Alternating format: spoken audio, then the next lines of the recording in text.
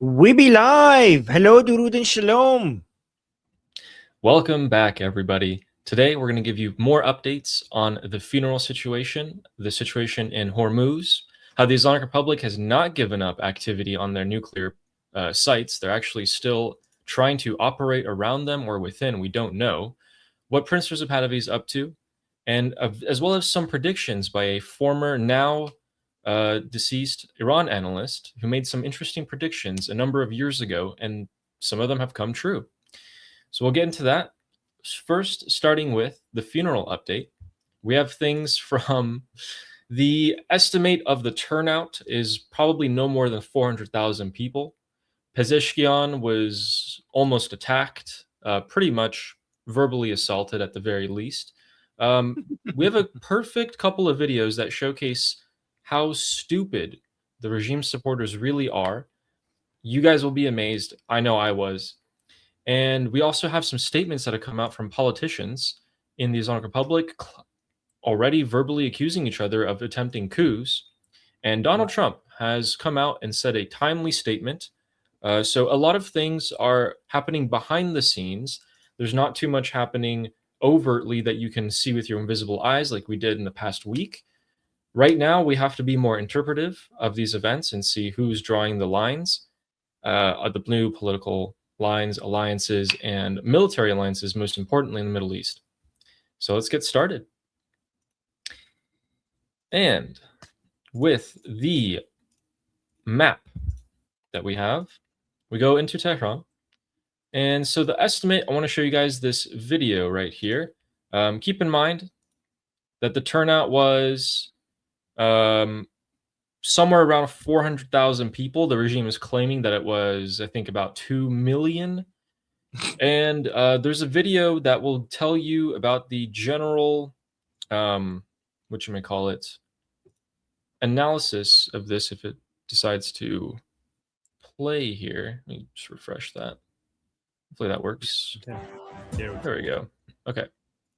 So this video goes ahead and analyzes the density of the people on the street and has accordingly, gotten an analysis of that. So with that, the turnout is generally around 400,000, but the maximum, now if you stuff people into a square meter, there would be 686,000 people that could physically fit in this location. The regime said 2 million people. The real numbers were around 400,000, no more than 400,000. So let's compare that with the previous funerals that have happened. All right. Or the previous turnouts that have happened. So in December of 2009, 180 days after the Green Movement, 5.2% of Tehran's population attended. 2016, 4.6% of the population attended for these sort of regime events. January 2020, 5.9% attended. This is the general turnout of Tehran's population for these type of events. We didn't get that far this time, and that makes sense. That makes sense because the regime supporters are slowly losing faith that this is not the Islamic Republic that they know and love. Perhaps things are changing. So, guys, previously 5% was the average turnout of Tehran's population. This means everyone from around the country, Afghans, Iraqis, Bangladeshis, Indians, everyone that's imported, with shops being forced to close, free transportation, food, etc., 5% show up. We didn't even have that this year. So that's a stark data-driven analysis. And that has been very disappointing for the Islamic Republic because they're trying to spin it, this entire thing, as this is the Islamic Republic. We're still the Islamic Republic. We're still really strong. Except 5 out of 100 people are showing up. So, yeah, that doesn't look too good. So, based on everything you saw, what is the number that you think? How many people do you think showed up? What's the best estimate based on all the analysis, all the calculation? What do you think is the right number? Here's the thing. I checked multiple independent sources. None of them were above 400,000. I would like to be very, very generous, very Generous. generous, and say max 500,000 in case I'm being very generous, very, very, very generous. None of these independent sources with their analysis said more than 400,000. They were all under. But let's just say 500,000. 500,000 is like point something percent of the population of Iran. It's less than 1%. It's less than 1%. Yeah. Let's also ignore the fact. Let's be charitable. 500,000. That is very charitable. Let's also ignore the fact that the government employees, who add up to hundreds of thousands, were forced to show up, and if they didn't show up, they would have punishments. That's already hundreds of thousands there.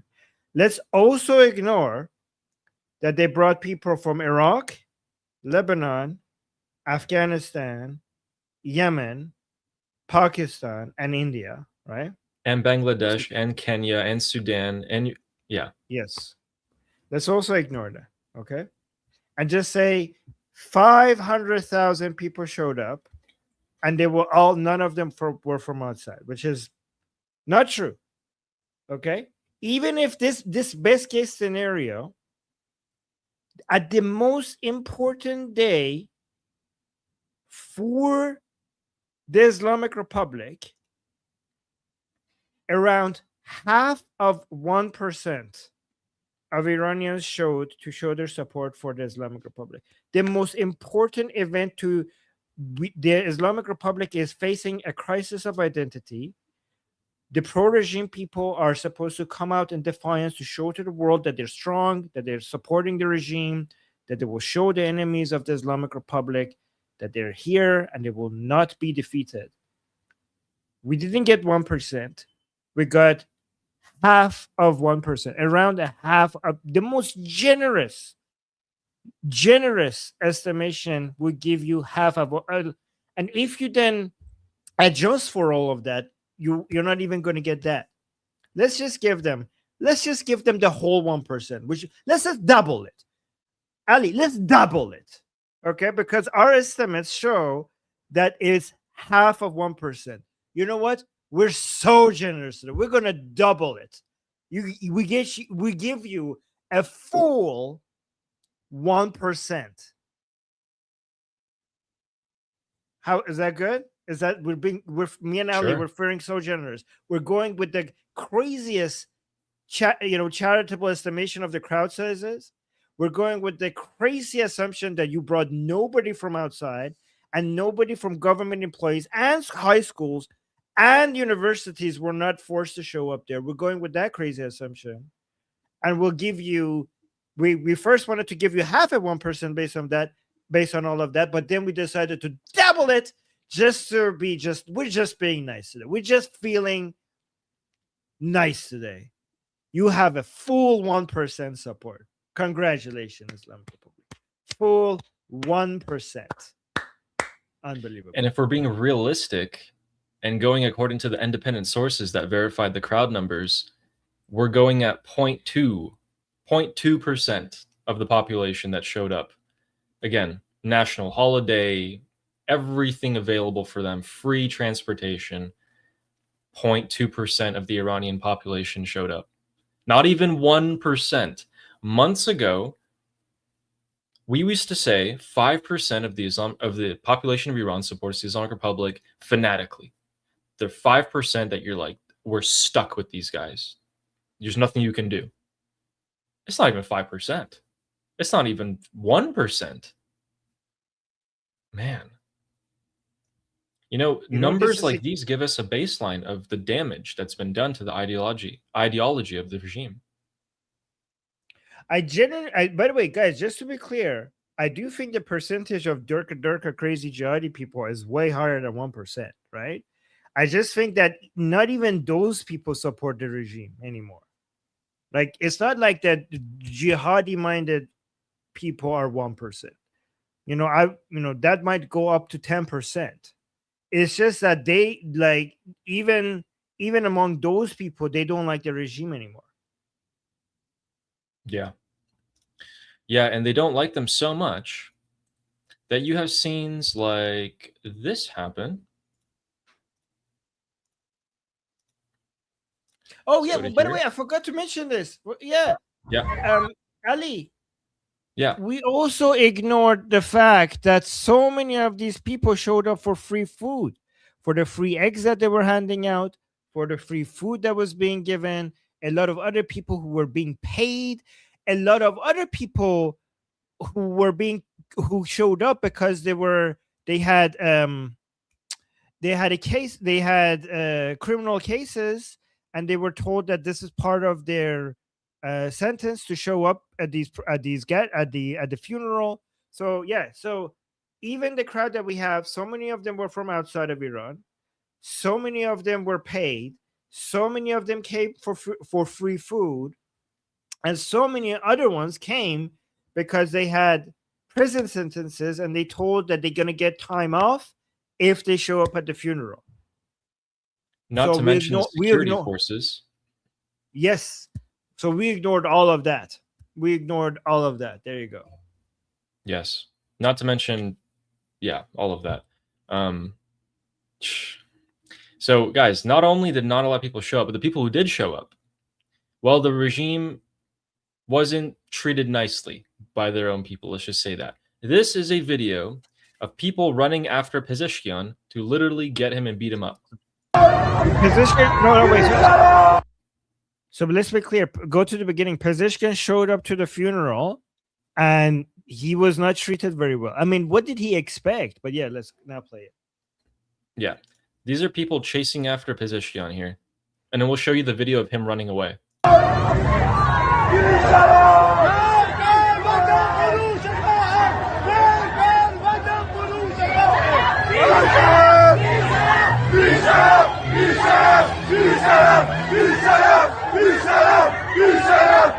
Anyway, the video goes on like that. Did you see this guy throw this rock? Did you see him throw that rock there? He just threw that into the heads of, more regime supporters. And we'll actually see a lot of rock throwing here. But this video just goes on. They're just chasing down Pezeshkian down this street. And if you guys don't believe me, if you want to actually see the other POV of Pezeshkian running away, check this out.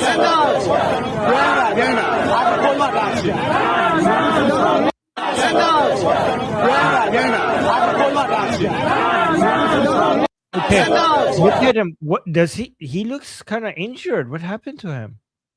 I think he got hit by a rock or something. Look at that. Holding him up. They're holding him wobbly. Up. Why does he look wobbly? Did he get hit in the head? Guys, this is the president of the Islamic Republic at the funeral. And you know what you're hearing everyone saying? Marg bar sazishgar, death to the compromisers. So he's walking. These are the pro-regime people. They're chanting against him, and he looks wobbly. Can you play it again? Because they're saying, guys, listen to this. They're saying Marg bar sazishgar, which means death to the compromisers. So they're saying death to Pezeshkian.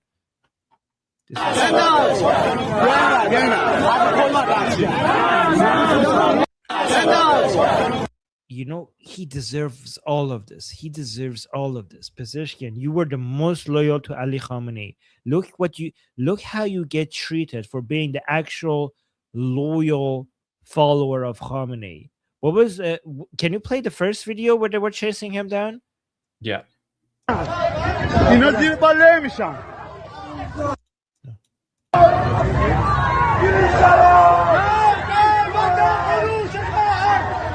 That one. So pause. So they're chanting Mag bar vatan furush khaen, death to the sellout, somebody who sold out his country, who is a traitor, the traitorous seller, death to the traitorous seller. So they're chanting that to Pezeshkian while chasing him down. And just as a quick reminder, guys, I managed to gather a few clips that I want to show you guys about the war to come. And we're going to tell you guys why there is another war coming and how there's an internal war also brewing inside the Islamic Republic. So I did a little bit of homework on that, and we'll show that to you guys in a bit. But in terms of stone throwing, so we just saw Pezeshkian super duper wobbly, in my opinion. Just being, I don't know what happened to him. Maybe he got hit. Maybe then the the bodyguards came in. It's getting physical, Ali, and as Steve is mentioning, like he's reminding me to say this. I predicted this. Yes. We did, Ali. We predicted this, and people are reminding us that we predicted this. Yes, we predicted this years ago. Yeah, and we also say eventually it's going to get physical, and it's getting physical. They're stupid, violent people. They were eventually going to resort to this no matter what. And guys, speaking of stupid, okay, Pezeshkian wasn't the only one they were throwing stones at. Let's take a look at this. This is a poster of Donald Trump, and in Farsi is basically saying, like, he's not going to leave you alone. Okay? That's a bullet. Let's see what they do. No, that's not what it says. No, that's not what it says. They're saying we're not going to leave Trump alone. Oh, they're not going to leave Trump alone? Okay, I thought it was the other way around. They're not good. Yeah, so they're saying we're not going to let you alone. And that's a bullet going through towards Trump's head. Like, we will get you.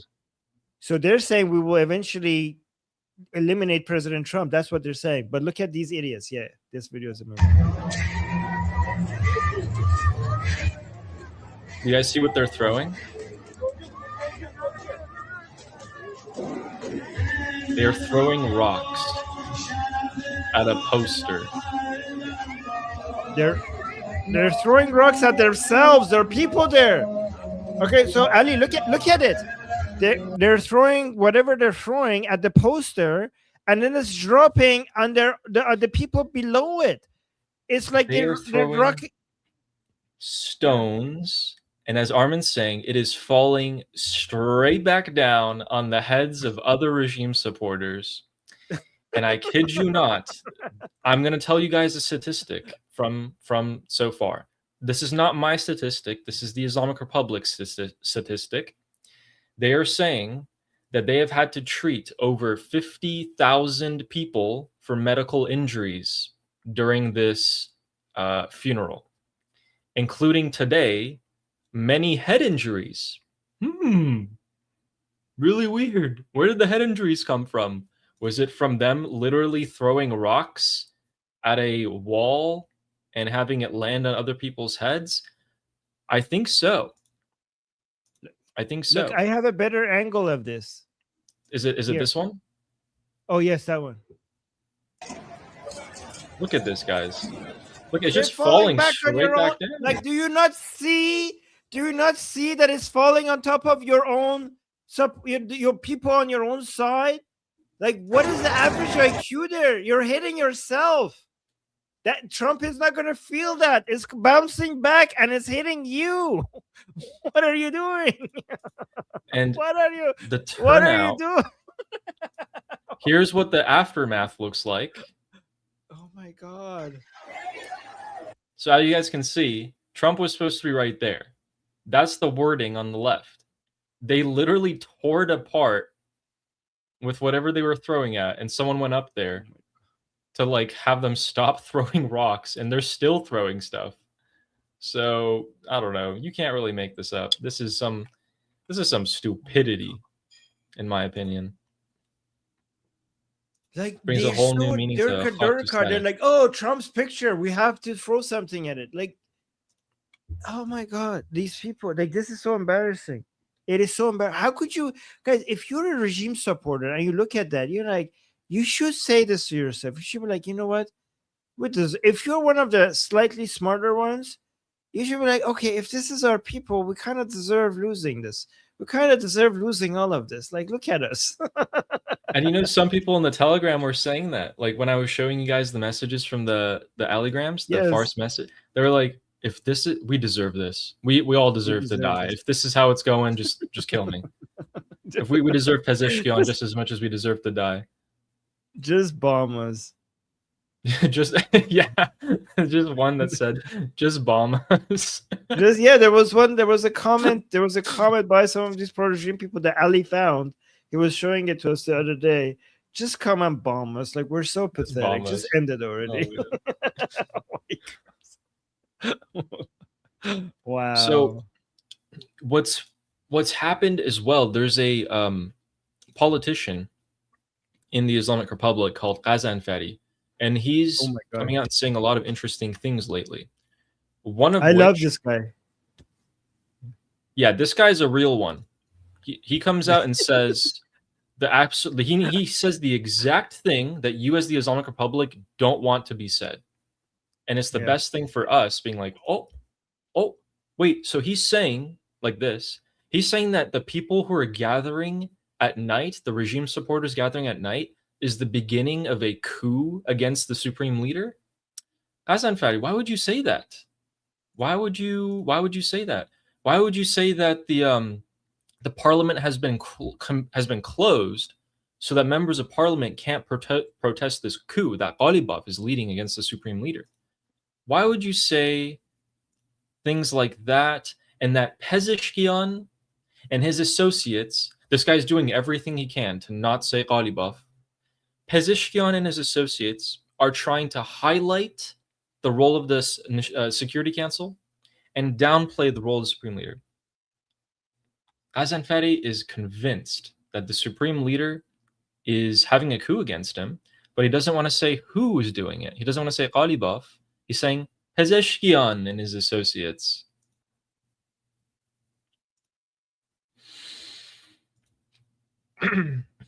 This is good. We need this guy. This guy is too, I don't know if he's dumb or what, but he's actually helping us by exposing everything. He's a great guy. We should leave him for last. Yes. Yeah, he's actually doing us a favor. But he's also a coward because he's supposed to say Ghalibaf and his associates, but he's a little bit too afraid to call out Ghalibaf, so instead he says Pezeshkian and his associates. He doesn't want to, he doesn't want to cause too much. He doesn't want to be eliminated like some people. You know what? He might be false opposition. He might be one of those people who Ghalibaf is basically encouraging to come out and say all of this is happening, but then directing all of that anger at position. Remember, I said that would be an effective strategy to come out against the MOU and against the negotiation with the United States, but then instead of directing all that anger at Ghalibaf, directing it at Pezeshkian. That might be Ghalibaf's false opposition, creation. Yes, that could be the case. Very well could be the case. If we move a little bit down south, Armin, I want to see what you think about this. Go down from the capital, go to central Iran, to Isfahan, and we're going to take a look at the nuclear sites. So, this is Pickaxe Mountain, photographed on June 21st on the right and June 30th on the left. So 2 weeks ago and a week ago. There's activity. Basically, there's vehicles, there's cement loaders, there's pickup trucks going in and out of the tunnels of these nuclear facilities.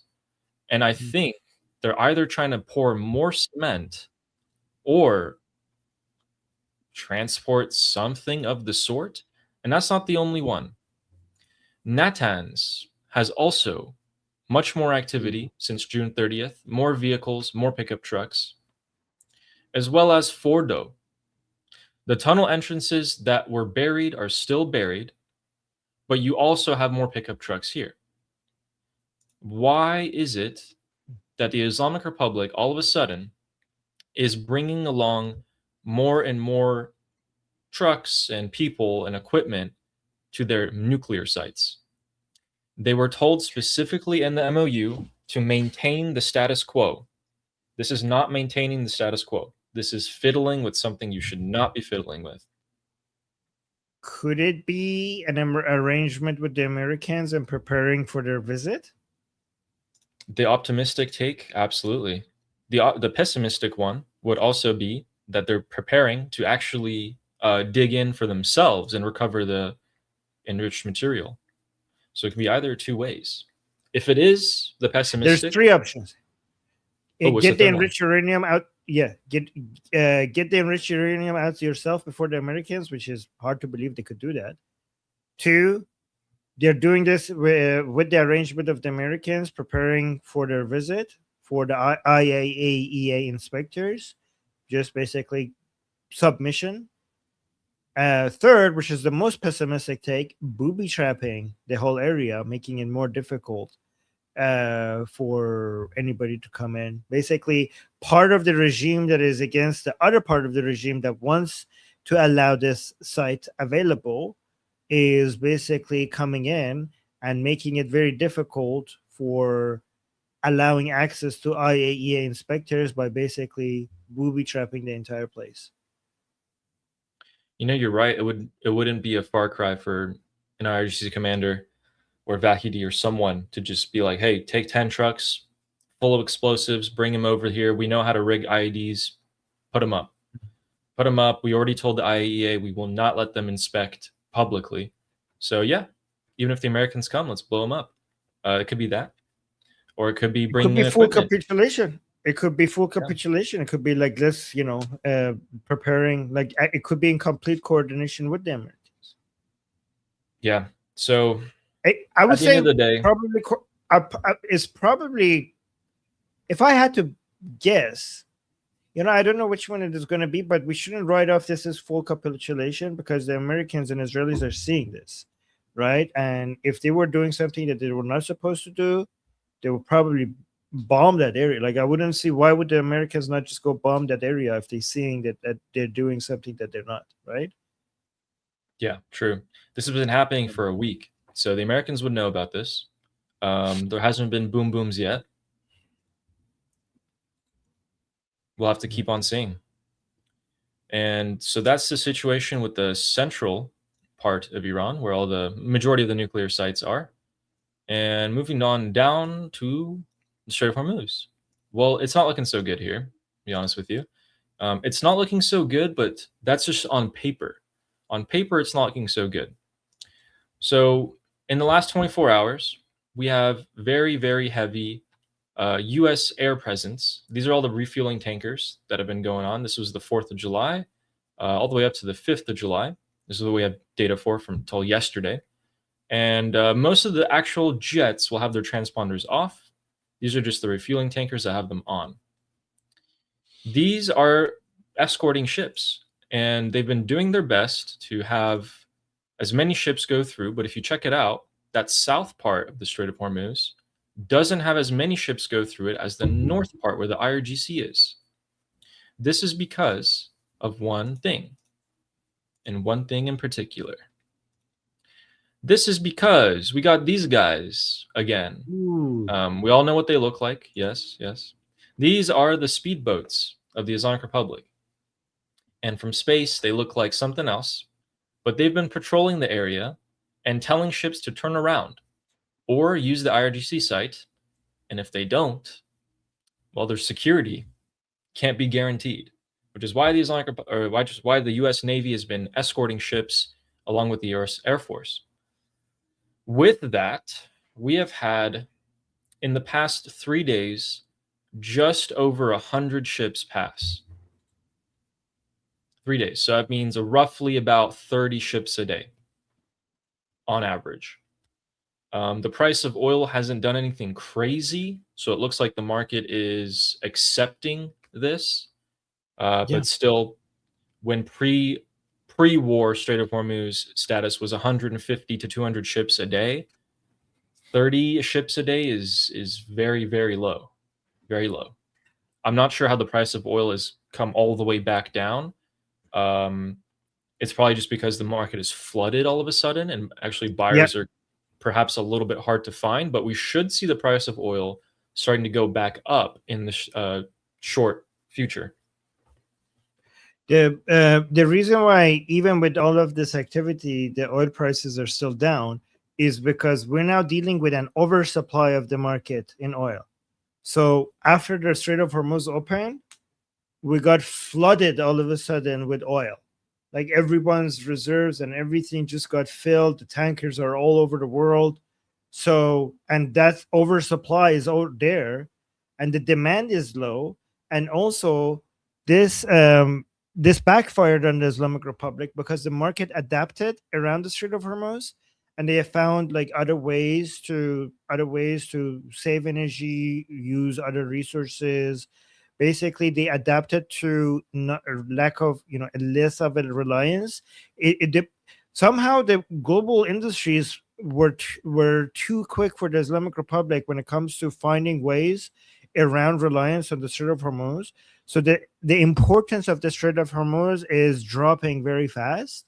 So this backfired on the Islamic Republic because even if they open the Strait of Hormuz, because countries around the world can't rely on it, they will continue to find other more reliable sources of energy. So even with the Strait of Hormuz open, the economic benefit to the Islamic Republic from the Strait of Hormuz is not going to be the same as before because it's considered risky even if it's open.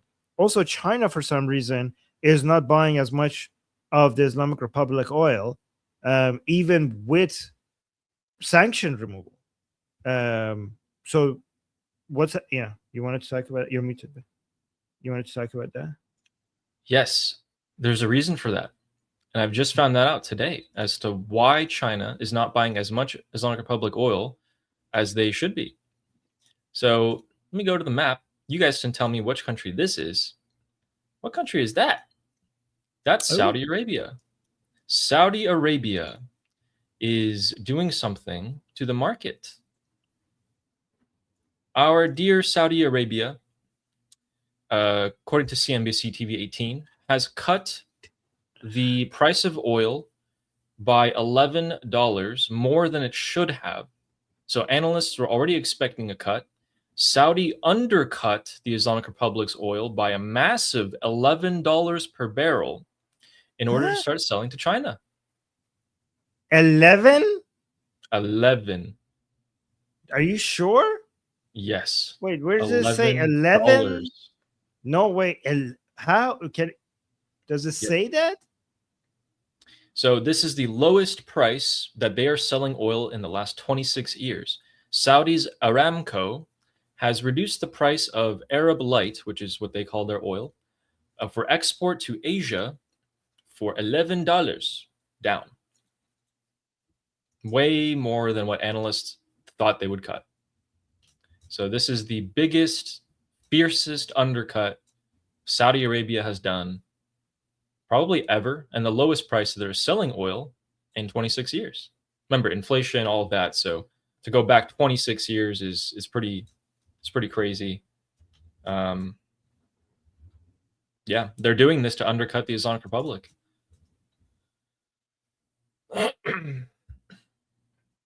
$11. I don't believe $11. That's too high. Let me see. I just fact checked it. Bloomberg and major outlets report. Yes, it's true. What the hell? Slash August Arab. $11 per barrel, their largest cut in at least 26 years, due to surging Middle Eastern supply. It's because there's oversupply. Yeah. They just after the Strait of Hormuz was opened, the whole world just got flooded with too much oil. After the Strait of Hormuz. Yeah, it's. I mean, as long as the Islamic Republic doesn't sell oil, if that's what it takes. Unbelievable. So China's like, ooh, you're selling it to me for even cheaper than the Islamic Republic was selling to me? Okay. Hey, I'll buy that instead. So the sanction removal on the Islamic Republic's oil had not much of an effect. They're buying it from Saudi instead. Yeah, they're buying a lot from Saudi. Yeah. So that's the reason. We know cut by $11 is still a huge. Like, guys, oil prices per barrel is like 70, 80. $11 is a huge chunk of that. That is not like usually when you give discounts, like crazy discounts, is like $2 or $3, not $11. For you, my friend, $11 discount, 15% Wow. discount. that's pretty good. I don't know. How did he do that? Wow. And so I want to be an optimist and say that that was a part of Scott Bessent's calculations, or maybe sort of like coordinated move, but also pretty predictable that the Arabs would try to do that anyway, because their economies have suffered intensely and they have a huge buildup and storage of oil they haven't been able to get out. So now that they need to get it out, yeah, sure, sell it for a discount, get that money that you've been missing out on. So according to those prices, we have had a statement by President Trump, a couple statements from him today. And I'll go ahead and show you guys the first one. Here we are. Oil is now at a level that it was, I think it's even lower on a barrel basis than it was before we started. We've gotten concessions. Now they have to hold those concessions, but there'll be no nuclear weapon. We're going to be getting the, as I call it, dust, the enriched material, nuclear dust, I call it. Seems to have taken off, but it's enriched material. We're getting it. We're getting it. I went in for one reason, very strongly, that Iran cannot have a nuclear weapon. I'm not looking for regime change, although this is regime change. The first regime is gone. The second regime is gone. And I think the third regime is more reasonable, but we'll find out. But we've destroyed their, as you know, completely destroyed 150. They had 159 ships. Every single ship is at the bottom of the sea. We've completely destroyed. They don't have one airplane. They don't have radar. You know, one of the reasons we kept the oil down, because a lot of people said, Kevin, and a lot of people were saying that oil could go to $300, $350 a barrel. But one of the reasons that prediction wasn't right is we were taking out on average of 10, but sometimes less, sometimes more. 3 weeks ago, we had a night, 22 ships came out of the Strait, and the famous Strait of Hormuz, nobody ever heard of, but that is some big money machine, I'll tell you what. When you look at the numbers, Michael, that makes everything. So yeah, he's confirmed the oil. Okay, just always, every time he mentions that, we do have to clarify, no regime change has happened in Iran. No regime change has happened. Yes. Yeah, that's a bad statement to make. So then we have his other statement by Donald Trump. It does. Yeah. It has made, to be fair though, I mean, it's wrong, but it has made the mullahs and regime supporters in Iran think that he's onto something. And regime, like a lot of the idea that the coup has happened inside Iran by the regime supporters is based on what President Trump is saying as well. So I like that it's messing with their head, but it is wrong. It is wrong, yeah. And we then freed up the blockade because we're close to maybe making a deal. I don't know. We'll make either. Look, we're going to win one way or the other. We're either going to make a deal or we're going to finish the job. Okay. And it won't be tough to finish the job. I'd rather make a deal because I don't want to affect 91 million people. We can knock down their bridges in 1 hour. We can knock out their energy supply, all of those big plants that they built, big, beautiful, modern plants. They had a lot of money. They don't have any money now. We haven't given them any money, but we can knock out their electricity and power generating plants. And I would say a small part of an afternoon, every plant will be gone. And they know that. So that statement is a statement we've heard before. And Feinstrass is losing her mind at having to hear Trump for 3 minutes straight. I'm so sorry. I know. But here's the thing. Wait, no, we're not sorry. I mean, there's a lot of Trump supporters here, and Trump is important. Trump is very important.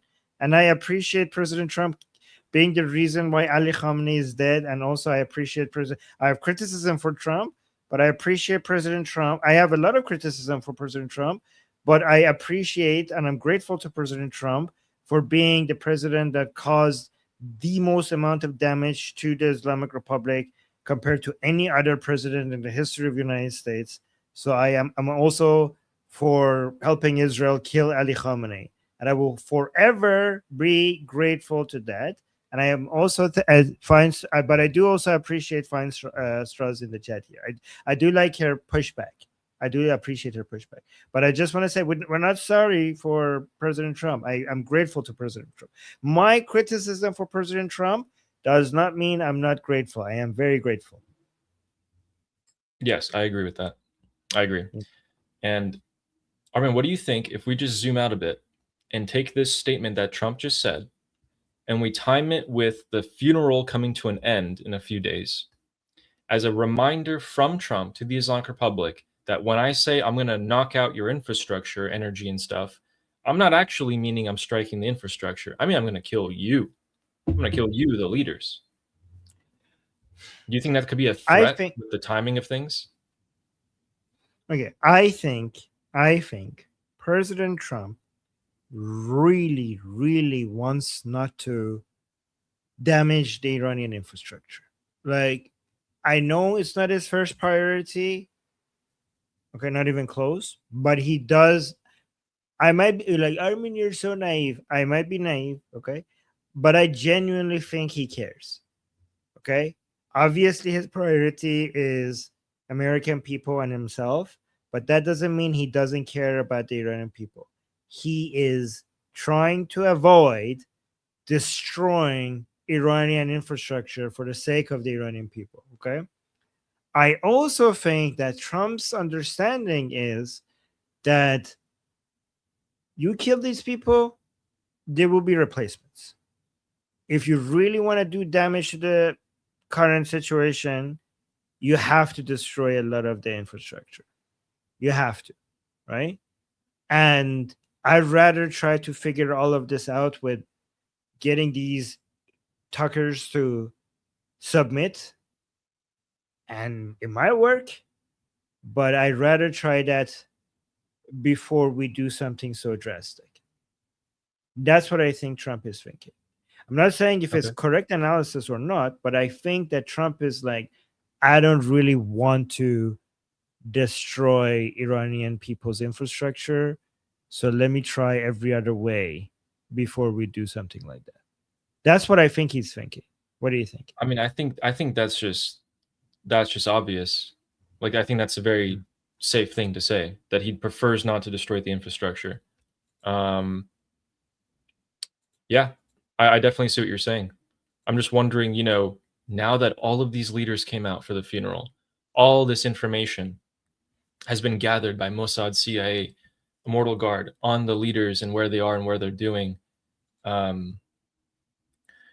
Could be a way. I mean, it's not the weekend anymore, guys. We can actually issue threats now. It's Monday, so we have until Friday to issue threats. And then from Friday to Sunday, we'll act like everything's great and everything's good. And that's just generally the situation that we find ourselves in. What a weird political situation. But so those are the statements from Donald Trump. And further news for Washington, D.C. in particular, Bibi Netanyahu is expected next week after the Turkey summit happening tomorrow, the NATO summit in Ankara. Bibi is expected to go to the White House for the 8th time since Donald Trump as a president. And they're going to be talking about reportedly two things. One, the nuclear program of the Islamic Republic, which is obvious. Bibi's going to come and talk about the Islamic Republic.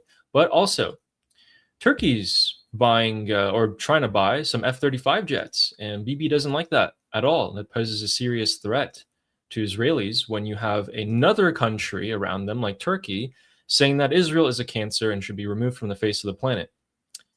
I don't know why all these people are so hell-bent on destroying Israel and killing Jews, but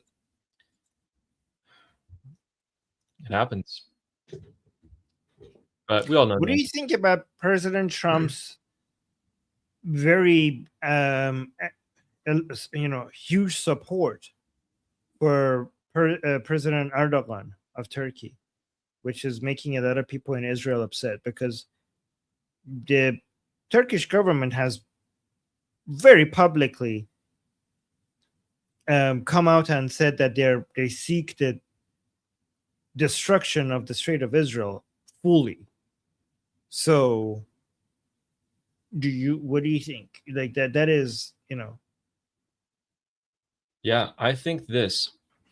Trump has said that about Xi Jinping, Kim Jong-un, Khamenei, but also Keir Starmer, the German Chancellor Merz, so many different people, so many different leaders, and Erdogan is no different. I think at the end of the day, it's just a political play to be buddy-buddy with these leaders. If you do actually sell them the F-35s, then you're actually supporting them. Yes, yes, you're right. You're right. If he was just speaking nicely about Erdogan, I'm like, well, he does that with everybody. It doesn't mean much, right? He likes to play these mind games, but then he's selling them F-35s. Okay, you're selling the people who supported Hamas and endorsed October 7th. Like the Turkish government financially supported Hamas and they endorsed October 7th. And then you're selling them F-35s. Like that I think is the wrong thing to do, to give F-35s to Turkey.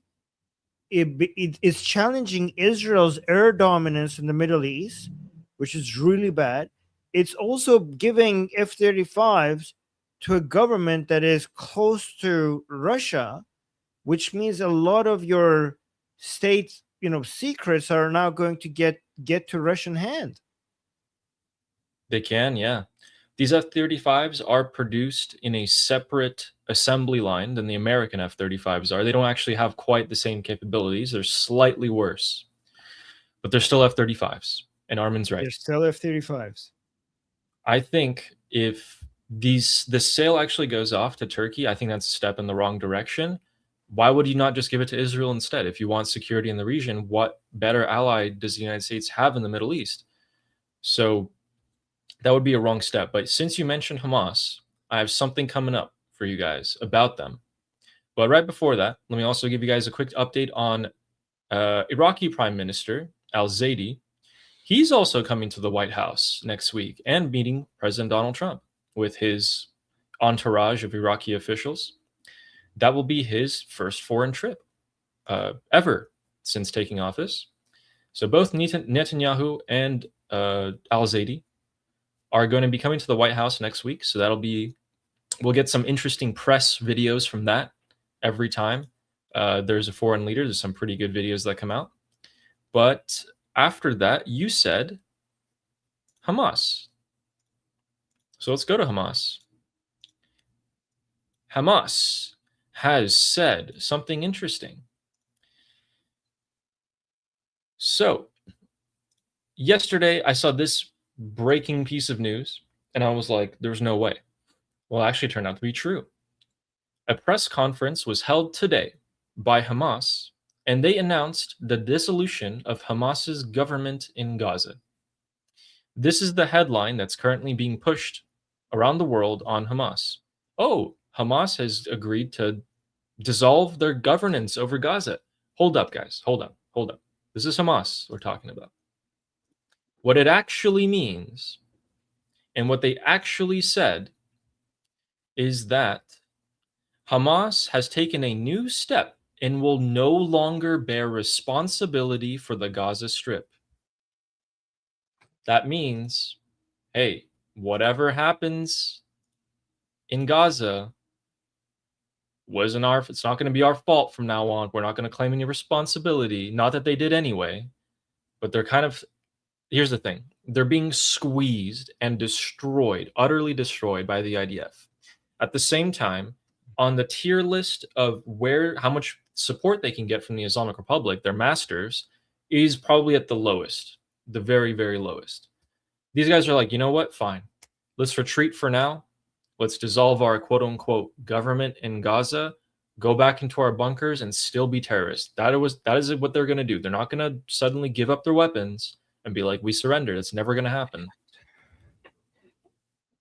So Ali, let me translate what's happening here. So the Americans are pushing a ceasefire agreement since, a while back. And part of it is for Hamas to, basically stop being Hamas, right? And dissolve, or whatever you call it. And what Hamas is doing instead is they're going to just stop their governmental operations and continue to focus on just being terrorists. They're not. So Hamas, basically, here's what, to abide by what the Americans are pushing them to do. All they're doing is that they're not going to be collecting garbage anymore. They're not going to, right? They're not going to clean the streets. They're not going to collect garbage. They're not going to do any of this governmental stuff. They're just going to keep holding on to their guns. And they're just going to be like, okay, you don't want us to be government? Sure. Is that part of the ceasefire agreement? Let's give that to someone else. We'll just focus on terrorism for now. So we'll just focus on just pure jihad. We're just like, that's what they're removing. Like, the only thing that they're shutting down is just garbage collection and, I don't know, watering the plants in the park or whatever, if they have anything. That's the only thing that is stopping. The rest is going to stay. Yep. Exactly. Yeah. Exactly. That's what they're going to do. Just like they've always done. They're not going to. This is the problem with this so-called peace deal between Hamas and Israel, is that they're not going to give up their guns. Like, I don't care if they're part of the government or not. They need to give up their guns. If they don't give up their guns, nothing has changed. Yeah. Yes. They'll come back. They'll come back eventually, guys. Don't worry. Maybe they'll never give up. If you pressure them too much, if you really pressure them, here's what they're gonna do. If you're really like, nope, this is not acceptable, Hamas has to, like, we're gonna come F you up if Hamas does not give up their weapon. You know what they're gonna do? They're like, okay, Hamas is gonna go give up their weapon, and now we're going to make this new organization called Hamas 2.0, or a different name, and they're just gonna hold the guns. And who are the people in this new organization? The same people. So they're just gonna be like, give the guns to myself. Like, they just stop being Hamas, and they will have a new name with the same people and the same guns. And we're like, well, Hamas doesn't have guns anymore. That's what they're gonna do. Exactly. They'll never stop. The only way, guys, here's the thing: the only way to make these people stop being jihadists is to kill them. That's it. That's the only way. But yeah. And we mean these people in Minecraft. The terrorists. No, we're talking about No, we're talking about terrorists. We're talking about militant terrorists, okay? We're talking about that's all we're talking about. In war. So speaking of terrorists, the Iraqi proxies right around here in South Iraq, in Basra, have released a interesting video. For some reason, I don't know who made this video. You guys can tell that there's something strange going on with it. Let me just, I can't listen to that. I'm sorry. I feel like they're showcasing a missile, okay? But they're focusing on that guy more than they are the missile. Who made this video? Who's the editor? It's like he's the actual part of the video they want to show. Like, watch this again. 1, 2, 3, 4, 5, 6, 7, 8, 9. 9, 10. Who's that? 10 specific frames. 10 shots of this guy, and then like 3 shots of the missile. Okay. Who is that guy? I have no idea. There's a random terrorist who's willing to show his face to the world. I know who that is. Who is he? That's the video editor. That's why he included himself. Yes. That's what I mean. I would do that is, too. I get it. that guy is the video editor. He's definitely the video editor. But going to this missile, these are IRGC cruise missiles, not rockets, so they can go to Israel, and they have fired them at Israel. They fired them during the 12-day war in 2025, June 2025, and they also fired a ton of them in March of 2026, so 4 months ago. I think it was like over 90% of them got intercepted, so they absolutely suck, and it makes sense. Why would the IRGC give these guys good missiles? But yeah, they're essentially harmless. They released that video today as a propaganda video, and everyone's freaking out. Oh my God, the Iraqi terrorist proxies of the Islamic Republic are getting missiles. No, they've had them for years. They've used them. They suck. They don't do anything. It's okay. It's okay. It's just propaganda. Again, there's more of this guy in the video than there is the rocket. There's nothing to be afraid of here. Just want to make sure. Terrorists will never give you a lack of content. There's always an abundance of content if you want to criticize these people, because they just give it to you.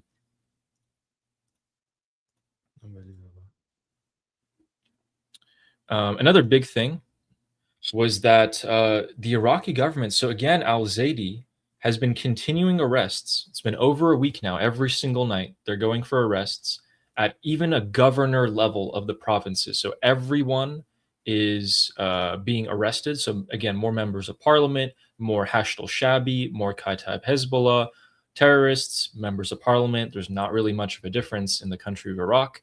And that's why they're getting rid of them. But in addition, the Iraqi government has informed the Islamic Republic directly that it will reject or not allow any sort of secret meetings between Iraq and the Islamic Republic. Everything must be done in open, honest diplomatic channels. No underhanded deals, no secret phone calls, no, I'm on the clock for 8 hours a day. You're not going to call me after that. That's what's happening. They're standing up slowly to the Islamic Republic, which is a great thing to say. Wow. It's a great thing to see. Another news was that the Iraqis came out and responded to the Islamic Republic's claim that the reason why, so the Islamic Republic claimed that the reason why they're bringing Ali Khamenei's body to Iraq was because the Iraqi government asked for it. And the Iraqi government came out and said that, publicly came out and said that's a lie. They asked us and we gave them permission. We gave them permission, and they have the audacity to come out and say we asked them. So they clarified that. That's great. Remember, guys, not only have they started killing and arresting IRGC proxies in Iraq, they banned Ghani, the Quds commander, whose literal job is to go to Iraq and build militias, from coming into Iraq. He's persona non grata. He cannot enter Iraq anymore. Or supposedly he'll be arrested. We'll see if that actually happens. Then they told the Islamic Republic, if you want to talk to us, you got to do it where we can monitor it. Official channels only. You want to say something, it's going to be recorded.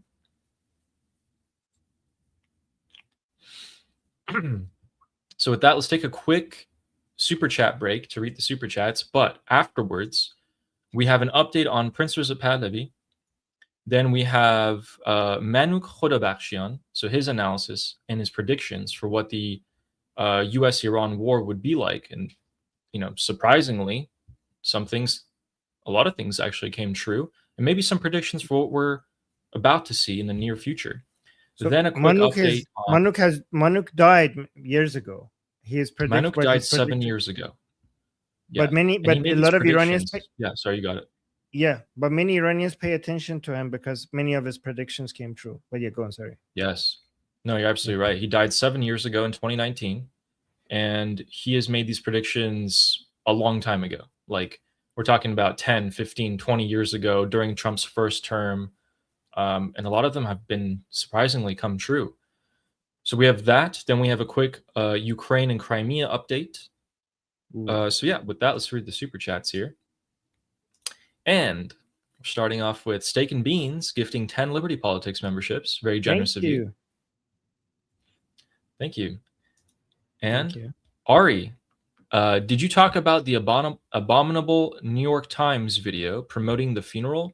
There are so many CNN, New York Times, Wall Street Journal videos, and MSNBC, all of those So many supporting the Islamic Republic. CNN gets a front row seat. They get invited to go to the Islamic Iranian Republic. people are so angry. Like, we're getting so on social media, they're sharing the way Western media is showing the funeral. It's interesting because their own regime supporters are admitting that the funeral is empty and not enough people showed up. I have video, but then we have Western media coming out and celebrating this and being like, wow, look at here. Look at this. This is their own regime supporters confirming that on social media and everywhere else, the regime supporters are upset that not enough people showed up. Look at this here.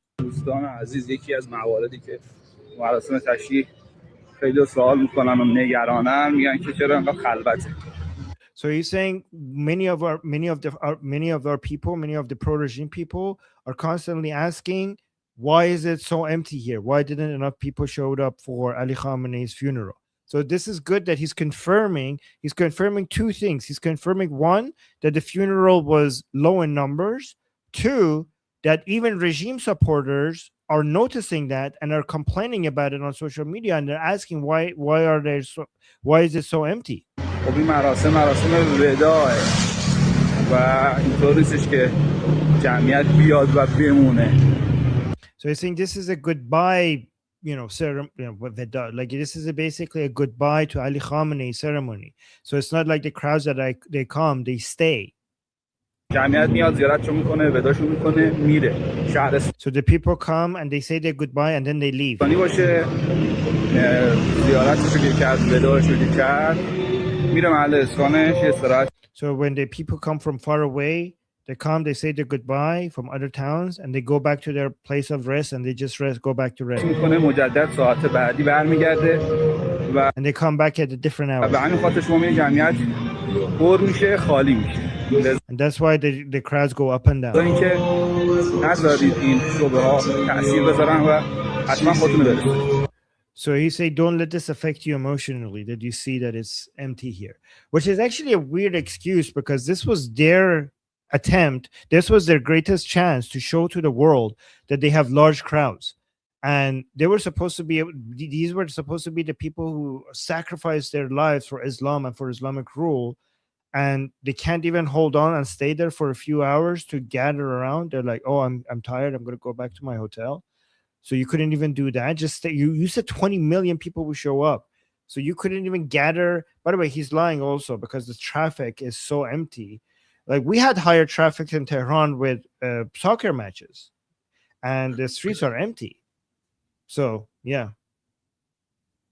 I wonder if he was walking to or from the funeral. I don't know. Complaining about people leaving and he's walking away. Be funny. But Ari, I was just saying, like, Ari, the reason why so many Iranian people are angry is because they are there seeing with their own eyes that the streets are not that busy.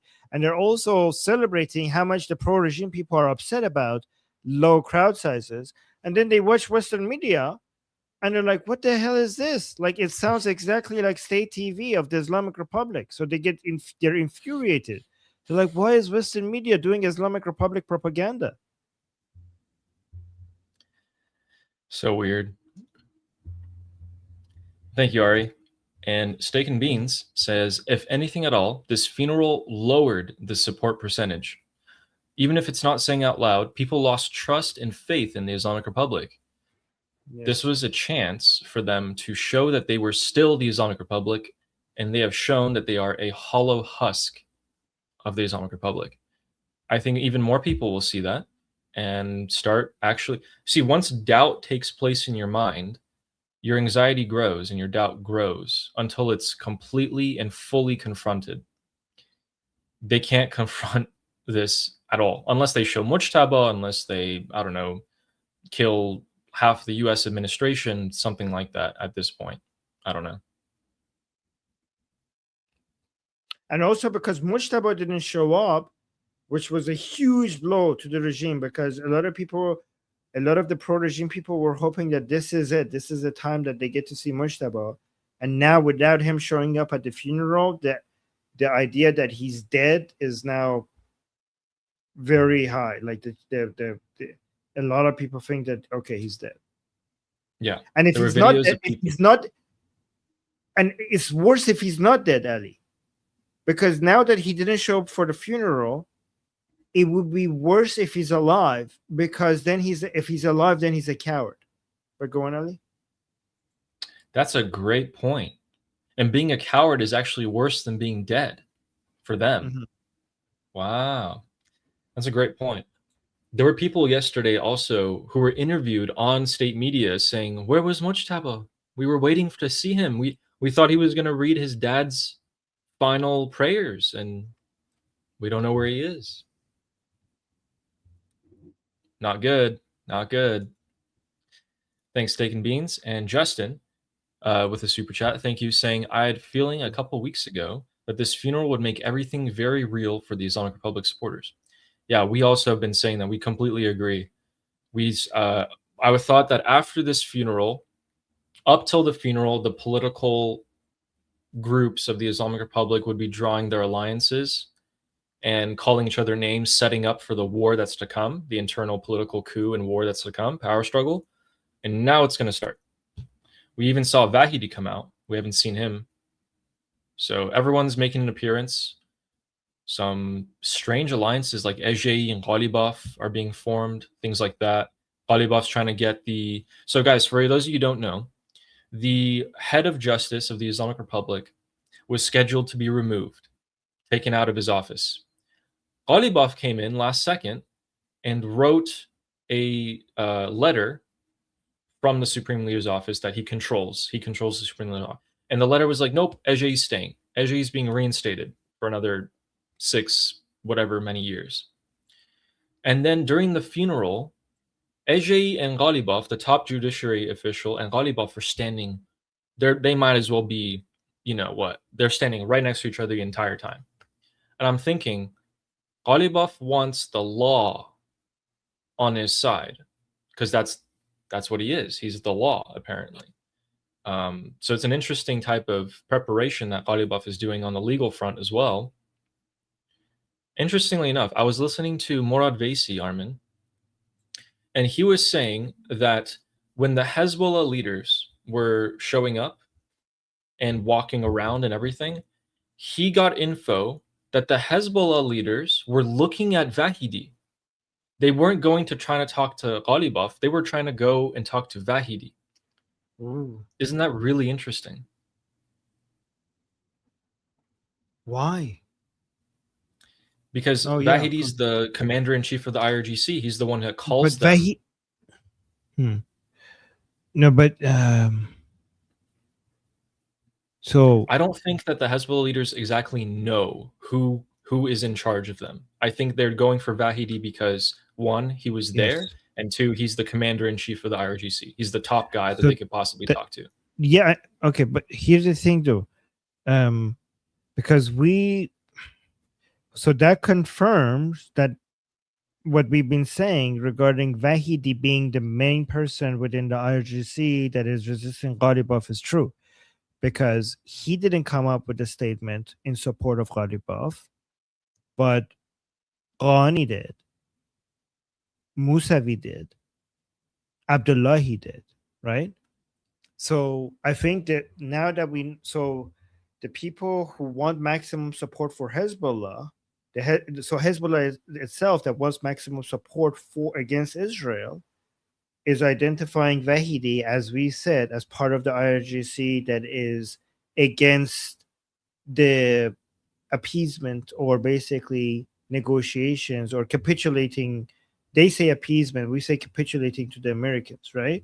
So this gives us a full picture, a better understanding. So based on what we're witnessing, based on what Hezbollah is, who within the IRGC Hezbollah is interested in, we could divide the IRGC into 2 camps, right? We could put the Vahidi, Nejat, Jafari, on one side for maximum aggression against the United States and Israel, and then we could put the other people who are bending the knee to Ghalibaf, Musavi, Ghani, and Abdullahi, the other part of the IRGC that seems to be accepting Ghalibaf's decisions. So that's the basically, and so Hezbollah is identifying Vahidi as the part that will support them more against for attacks against Israelis. And that's why they're interested in him. Yes. And so I was thinking, if you're the hardliner faction, we'll just call them that to simplify things, Vahidi, hardliners, fight America no matter what. If you're them, would it be a smart play to let Ghalibaf, Pezeshkian, Araqchi come out, negotiate, compromise, talk, and you know that at the end of the day, that these guys are going to have to talk about the nuclear.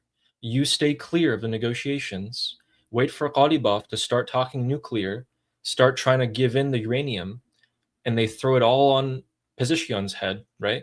But then these hardliners come out at the last second, and they're like, you moderates negotiated with the Americans that you want to give up uranium before they actually do it. You want to do it, and you're traitors. You're traitors to the Islamic Republic. You're traitors to Shia Islam. You did crimes against God, house arrest or execution at the last second. They come in and swoop in. You don't think so? Because then they all die. The Ghalibaf right now has the Americans doing his dirty work for them. These people get to come out of their holes because Ghalibaf tells them that I have a letter of guarantee that you're not going to get assassinated by Israelis, so come out of your hole. So Ghalibaf could just tell the Americans that this, I'm trying to give you what you want. That guy's on my way. That's the next guy that needs to go. So what is their game plan? I don't think the rest of them have. I think the rest. So Ghalibaf, here's the game plan: don't die for the next few hours. You're like for the next 48 hours. Like their game plan is just stay alive, right? Because everybody is not thinking long term right now within the Islamic Republic because they can't afford to think long term within the Islamic Republic. They have such short-term concerns. This is why a lot of people think the Islamic Republic, different parts of the Islamic Republic, is being irrational. They're not being irrational. You're like, look, oh, this is going to hurt them down the road. They don't care what happens down the road if they're not going to be alive to see it. If you look at what people need to do to not die within the Islamic Republic, everybody is doing the right thing. The problem is that they're not the survival tactic for the different elements of the Islamic Republic is not the same, and that's why they're conflicting with each other, and that's why you don't have the same strategy coming out. You don't see like a aligned plan by the Islamic Republic, because what keeps Ghalibaf alive is different from what keeps Vahidi alive. But I think that the Ghalibaf is very much motivated to give the Americans everything they want. Everything they want. He's very motivated because that's what's keeping him alive. And that's why the United States is likes Ghalibaf right now, because he's cooperating as much as he can. Not because he's a good person, but because he just doesn't want to die. And I think Ghalibaf is actually very much interested in giving up, basically throwing Hezbollah under the bus, throwing the IRGC ideals under the bus, everything under the bus. I think he's very much motivated into doing that, and that's why Hezbollah knows that Ghalibaf is basically trying to find ways to hold Hezbollah back or stop supporting Hezbollah. Like he's interested in that because the United States wants him to do that. And that's why Hezbollah knows that Ghalibaf is not their friend. So that's why they're trying to find a connection to Vahidi. The problem is Vahidi can't communicate with them properly the way he wants to, because when he's in his hole, communicating with the outside world will expose where he is. So Hezbollah, when they were in Tehran, they were trying to meet him because he's kind of MIA when they're not in Tehran. So that being the alternative, it's striking me. It's hard for me to like accept that the IRGC commanders, hardliners, Vahidi, are not going to do anything at all. It strikes me that at some point they're going to come in guns blazing. But if they do that, then what's the? But if they, as you just said, if they do that, then they're screwed. And if they don't, they're screwed. Then the but it'll just Americans take them longer. No, if they do that, then the Americans are just going to come rain hell upon them. Yeah. Like so here's the thing. Exactly, you're right. So if they come in, kill Ghalibaf and the others, Americans are going to rain down hell on them.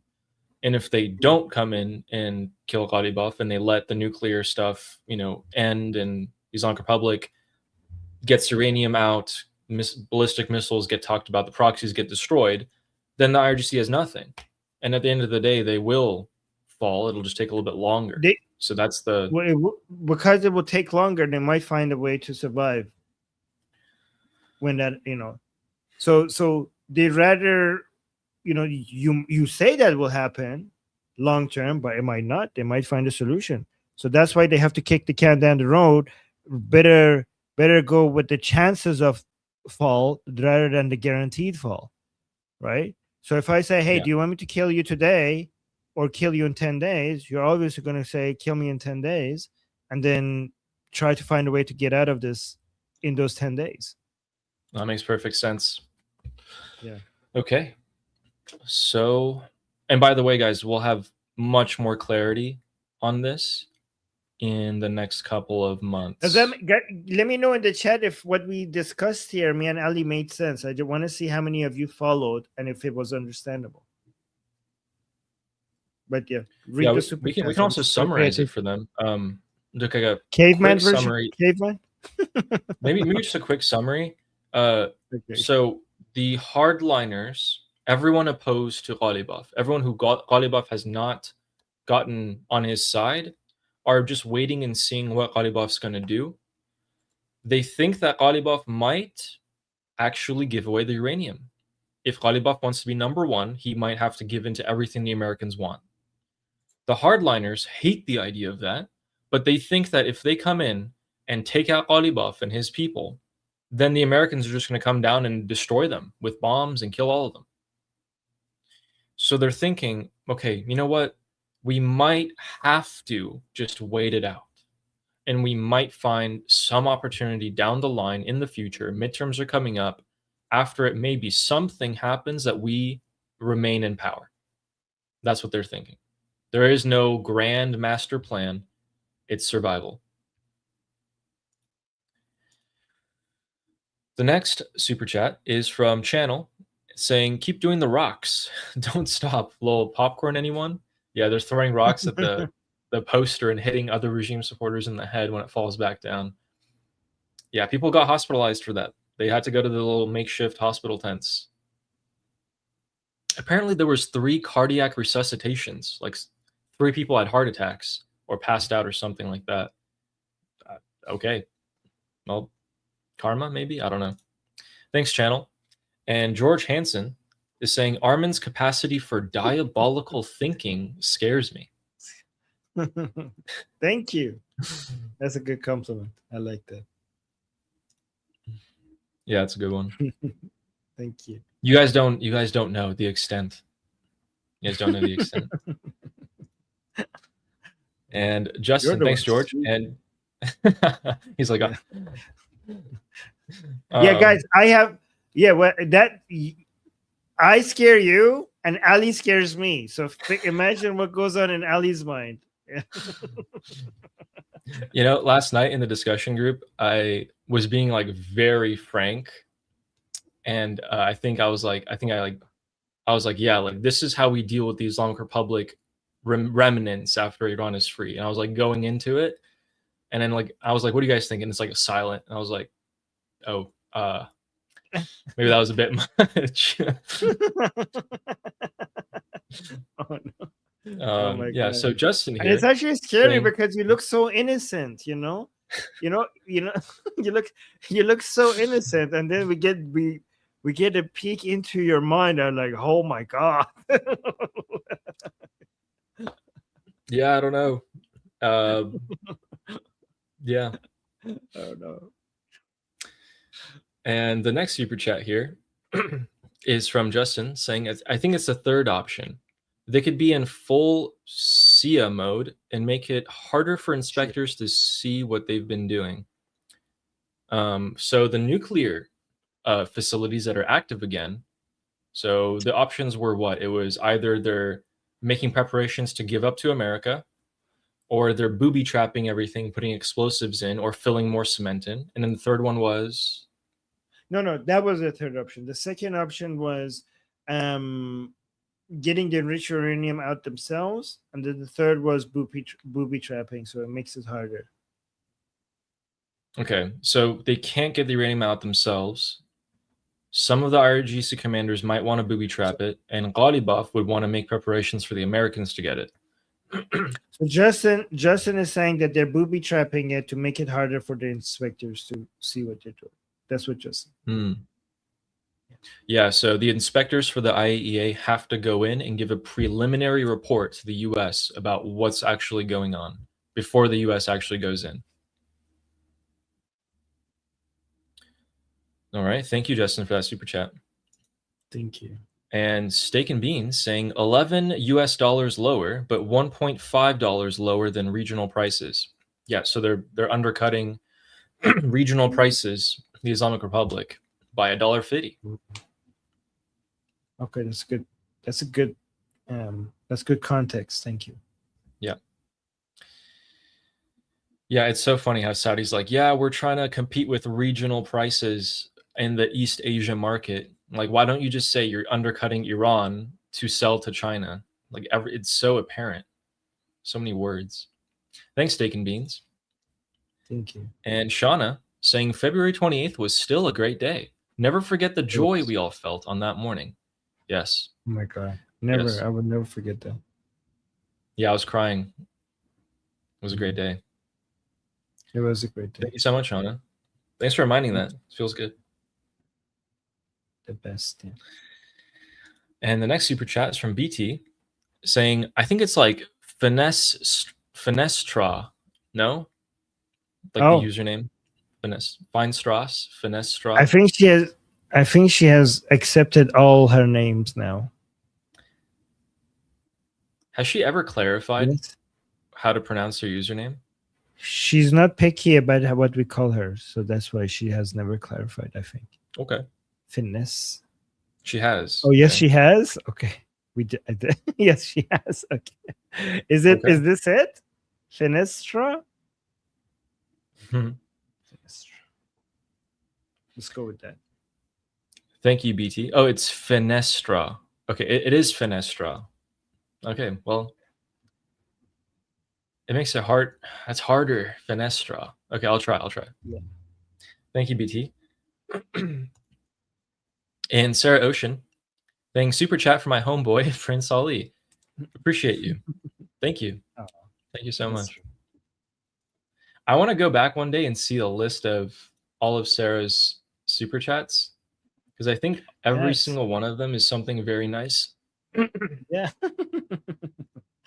They're motivating. Yeah. Thank you so much, Sarah.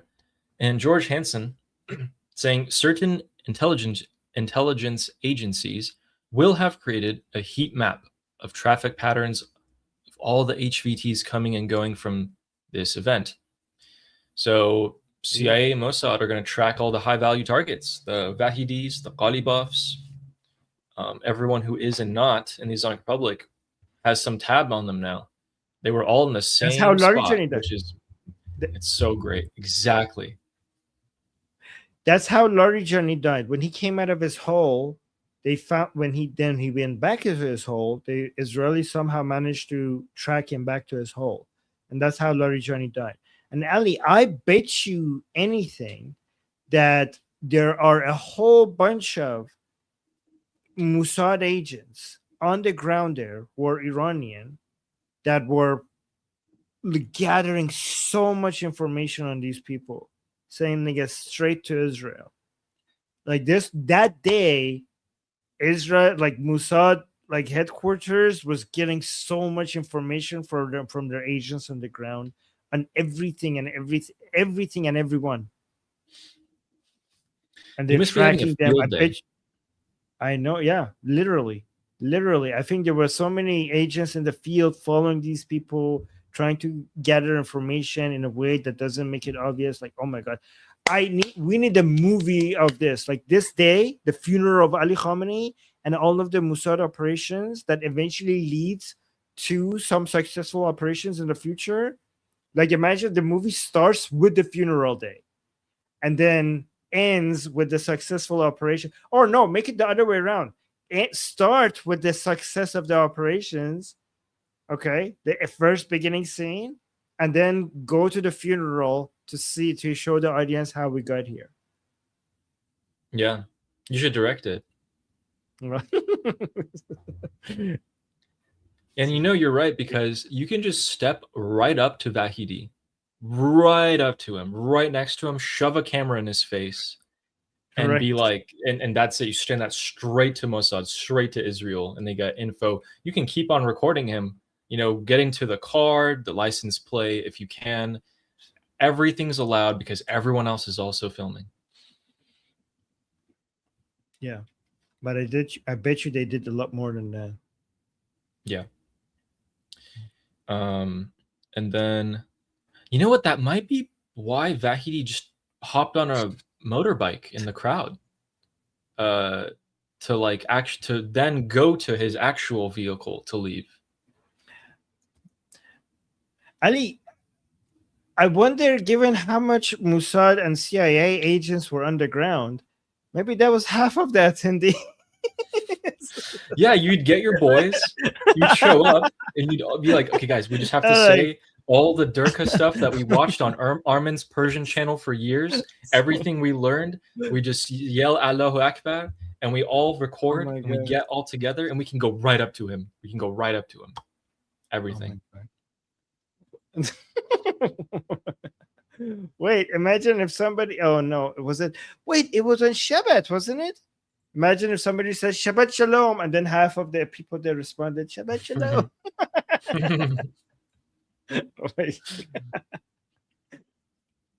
Thank you, George. Oh, okay. Thank you. And Sarah Ocean saying, appreciate you too, Armin. We treasure you. Oh yeah. Thank you. Absolutely. Oh, thank you. Sarah, I appreciate that. Everyone say thank you, Armin. Guys, come on, please. Please, guys, please. He gets embarrassed the same way I do. Okay. He's trying to get me back. You know what? You know what, Ali? I'll embrace it. Just bring it. There you go. Fantastic. There we go. There it is. Thank you. Thank you, Sarah. I appreciate you too. Thank you, Sarah. And Fleshy saying, got distracted modeling the Russian collapse. Yeah. Ooh. Not too far off. Fleshy's a data person. So he deals with a lot of numbers. Oh, thank you guys. In the chat, people. All right, Fleshy, what's the verdict? Is it more than 2 years or less than 2 years? Let's see what he says. And Steak and Beans saying, relax with the F-35 to Israel or to Turkey. Israel is the producer of the main part of it, the helmet. Also, a lesser version is basically very not stealthy and stupid. Don't worry too much. Israel secretly loves the idea. I don't think so. Yeah, I don't agree with the idea that Israel is fine with that. Yes, I do know that the F-35 is not as good as the other, as what Israel has. I know that. Okay, I know, but it's an F-35. It's still an F-35. Like that is a big deal, right? That is a big deal. So it's slightly less, model, so an advanced model of an F-35 is still like the fact that you have an F-30, going from not having an F-35 to having an F-35 is a huge deal, no matter what. It is the premier fighter jet on this planet at the moment, and even though the Israelis have a slightly less good version of it, and Turkey will probably get the same thing, Armin's right. Armin's right. Armin's always right. But we still don't know if they're going to get it. You know, it needs Congress approval. So, yeah. So they might not get it. Yeah, true. Yeah. And steak and beans. All right, thank you for that. And Joanne became a YouTube member. Welcome. Or I think maybe was a YouTube member already. And then I don't know. But yeah, anyways, welcome, Joanne. Thank you. Yeah, we did it. Welcome again. And Fleshy saying, compare this one World Cup match. And then also said, I'm guessing no one wants another state funeral. Wait. Compare this one World Cup match. Okay, I think he's saying compare the funeral numbers to the World Cup match. Ah. I think so. I wouldn't have gotten that. Yeah. Yeah. So I think yes, you're right. I mean the crowd sizes, if you're comparing the crowd sizes, that is to just one of the matches is much higher than the Ali Khamenei's funeral. More people show up to one World Cup match to Ali Khamenei's funeral, to just one of the matches, which is actually a good point. Yeah. It's really embarrassing. Yeah. And Fleshy also said, I'm guessing no one wants another state funeral. Or Mujtaba. You know, if he's dead, it's going to be embarrassing to do another funeral for Mujtaba. Imagine how many people will show up for that. Yeah, probably a lot less. And Fleshy also said, sad when Western media is so morally bankrupt that they support terrorist regimes to attack Trump. Yeah. Yeah. That is sad. Yeah. I wonder how we got to that point in the first place. There we go. I forgot. Try and get in the habit for that. All right. Thank you so much, Fleshy. Really appreciate that. And thank you. Justin is saying, I officially predict Ghalibaf will be the person to be unalived once the civil war starts in the Islamic Republic. You would think so. I mean, he would be a target.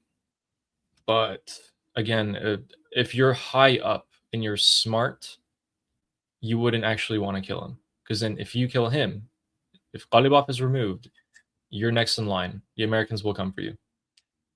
Yeah, but to support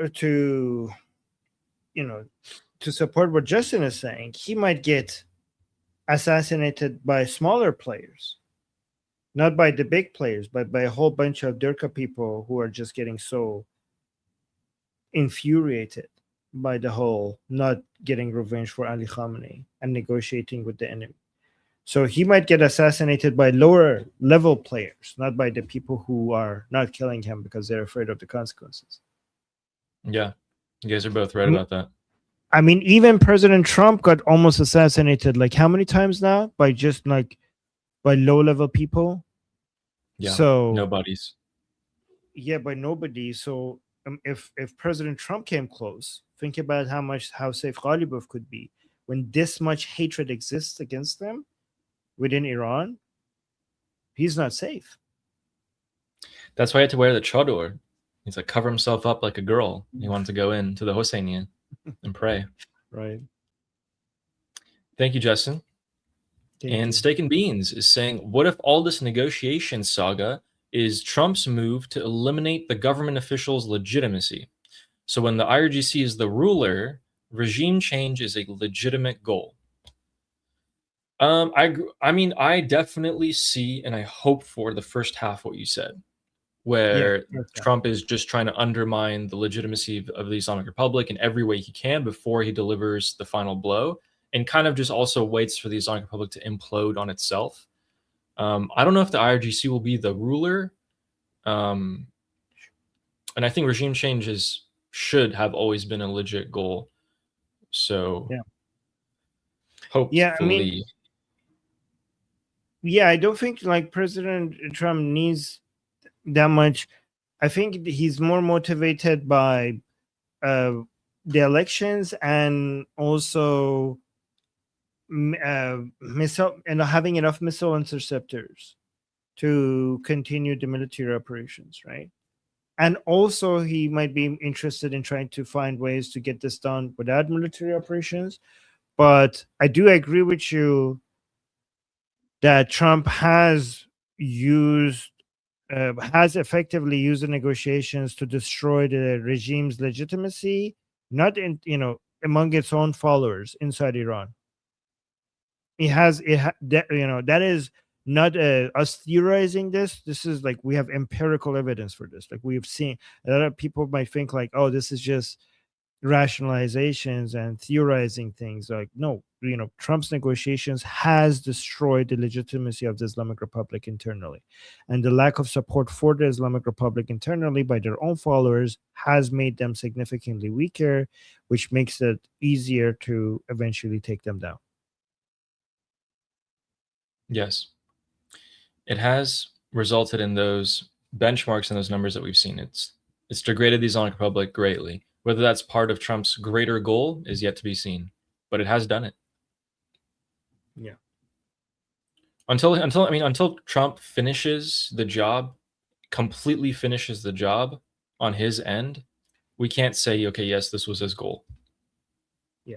So notice, guys, how Ali and I, when we talk about the future, we talk in ifs. The only time that but what we can judge and what people can't deny are the things that has already happened, right? So, for example, when it comes to giving President Trump credit, a lot of people are like, oh, Armin Ali trusts that he's going to do this or trust that he's not going to do that. We don't trust anything except things that have already happened. So when I give President Trump credit, it's not based on having faith in what's going to happen in the future, because for the future, it's healthy to be skeptical of anything. But when I give President Trump credit, is based on, or criticism is based on things that has already happened. So I don't need to predict the future to be able to tell you what President Trump has done has significantly weakened the Islamic Republic, not just militarily and economically, but also in soft power, in legitimacy.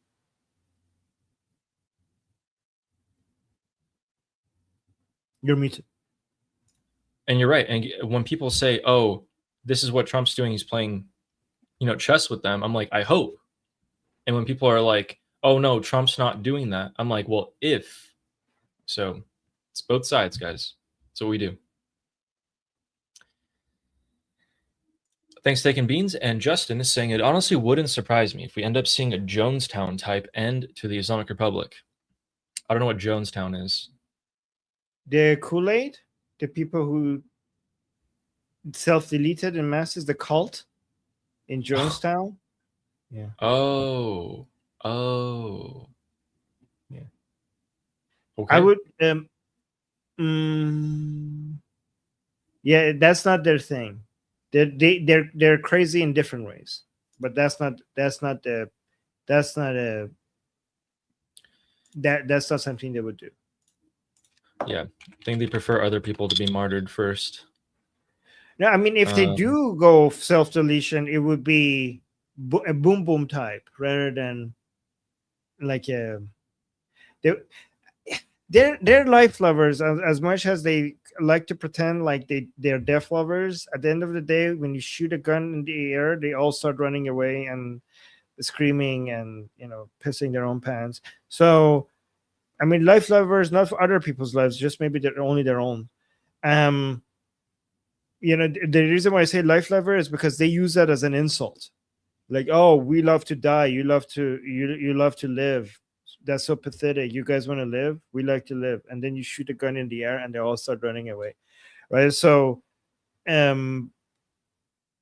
I honestly think like if these people were at all interested in doing anything like that, they would have been in Lebanon right now fighting Israel, because the path is open to them to do that, and none of them go. Most of them don't go unless you pay them a lot of money.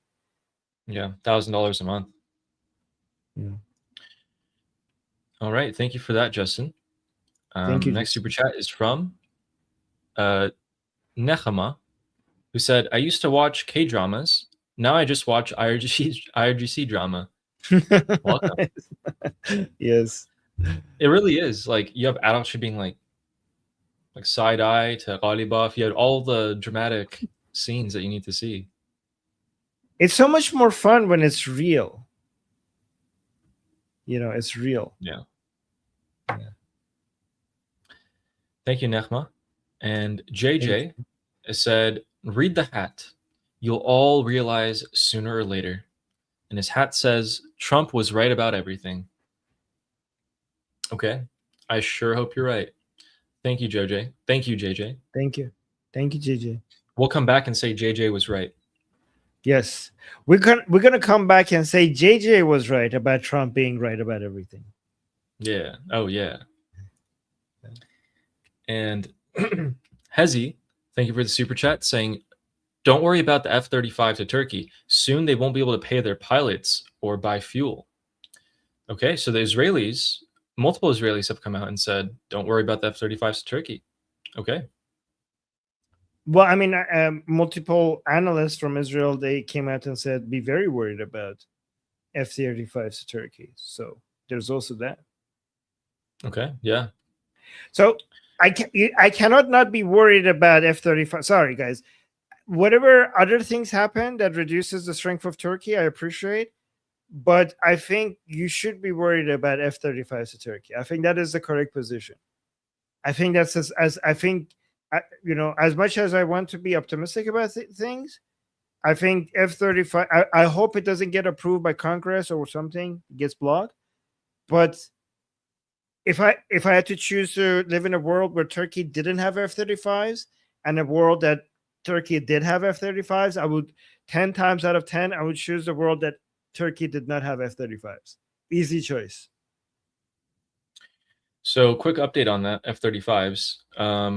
The sale of the engines of these jets to Turkey, their review ends July 9th. So July 9th, we find out if Turkey gets the jets or not. If they do, then 6 months later, they will start getting the jets. So here's the guys. Like, here's the thing. People are saying F-35s are useless when your pilots are disappeared. F-35s are never useless, even if you don't have anyone to fly it. That thing is like all state secrets all packed out in one machine. All of your, anyways, that's something you don't want your enemies to have. One reason why United States only sold these to Israel is because Israel would never share it with anybody. So a lot of this great technology would not be reverse engineerable by America's enemies. Yes. And we're getting a quick, very preliminary update of some excitement, some kinetic action. In the Strait of Hormuz, a Qatari liquid natural gas tanker is reported to be struck by an unknown projectile. Yeah. So let's find out if that's true. That we just got a report of that. Hopefully we get some other news. Oh my God, the same pattern we've seen 100 times. Interesting. And with that, Joanne is gifted 1 Liberty Politics membership. Thank you. Appreciate that, Joanne. Thank you, Joanne. And Motorpool Grease Monkey is saying, "My black half is horrified at what Jonestown did to Kool-Aid." Why only your black half? Maybe the cult was, maybe they were. Oh, is it because black people like Kool-Aid? Well, didn't you say it happened in South Africa? No. Oh, where was it? U.S. Oh.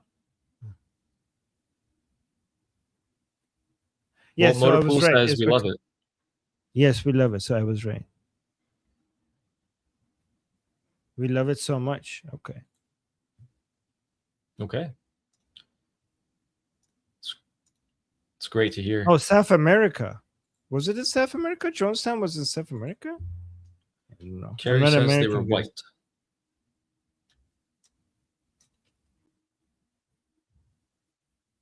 I don't get the correlation between Kool-Aid and mass suicide. They put the poison in the Kool-Aid. Oh, okay. That makes sense. I get it now. Oh yeah, it was in Amazon. Okay, it was in Guyana. Okay, I thought it was somewhere in US. I didn't know that. I learned something. Okay. Anyway, thank you, Motorpool, Grease Monkey. You know, and Ali, there was a U.S. Congress. Guys, am I correct about this? I'm not American. If I get this wrong, let me. There was a U.S. congressman that went there to visit, and they shot him down and killed him on the day that they drink the Kool-Aid. Ali, this is where the saying "don't drink the Kool-Aid" comes from.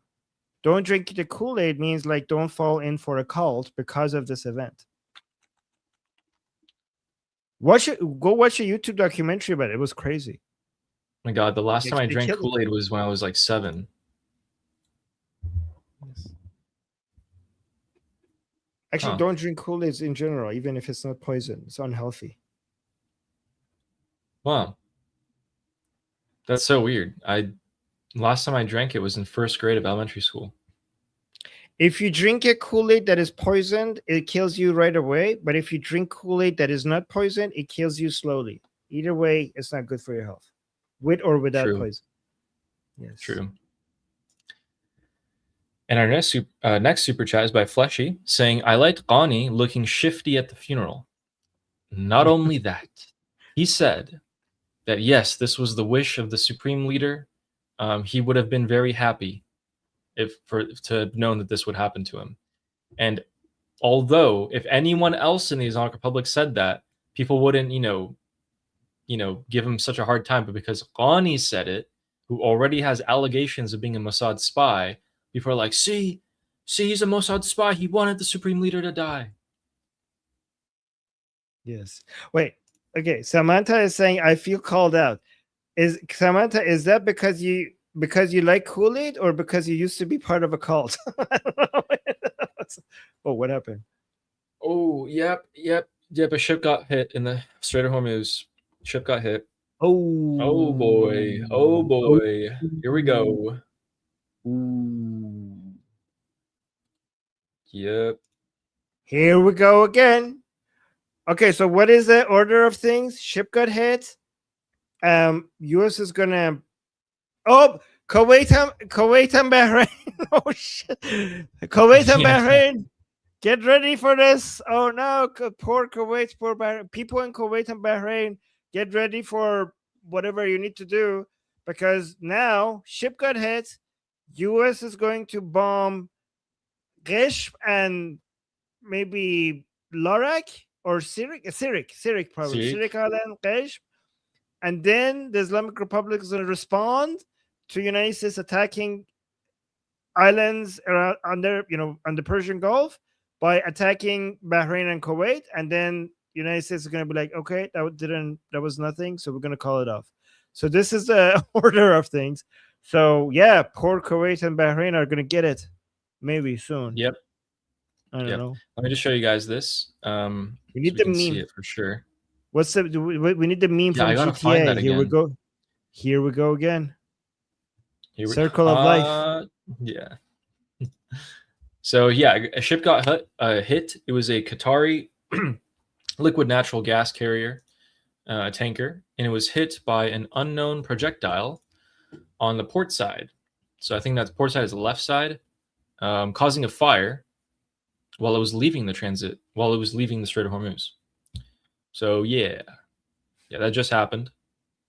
Oh boy. Yep, there's a cycle. So it's like Sorry, what? No, you go ahead. Cycle way. So the cycle wise is you close the Strait of Hormuz, then a ship gets hit because one side has closed it and the other one is like mad. So a ship gets hit, Strait of Hormuz is more closed. U.S. bombs the IRGC. IRGC bomb Kuwait and Bahrain. Strait opens up again. That's the cycle. And oil prices go up by $0.50 this time? Maybe. I don't know. I think they're used to it. Insurance costs, though, for these ships must be astronomical at this point. I know they got raised last week by another few billion, but yeah. It seems like, a lot of these ships are just Leroy Jenkins without insurance, no? There's some of them that are going straight through the minefield. I mean, they don't care. They don't GAF.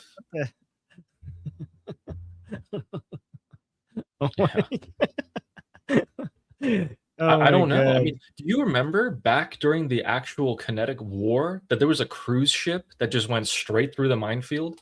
And I was like, what kind of how is the ship moving when the captain's balls are how is that ship going through? You're a cruise ship captain and you hear that there's a minefield. The U.S. military is conducting strikes every day. The IRGC speedboats are all around you, and you're like, keep going. Why would we stop? I know why. I know what motivates the captains.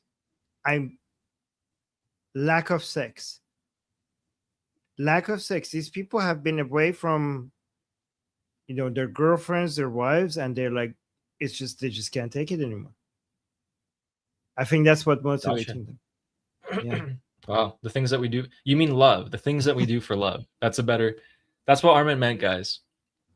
I meant sex, actually, but okay. Well, I tried. Okay. Thank you, Flashy, for your super chat.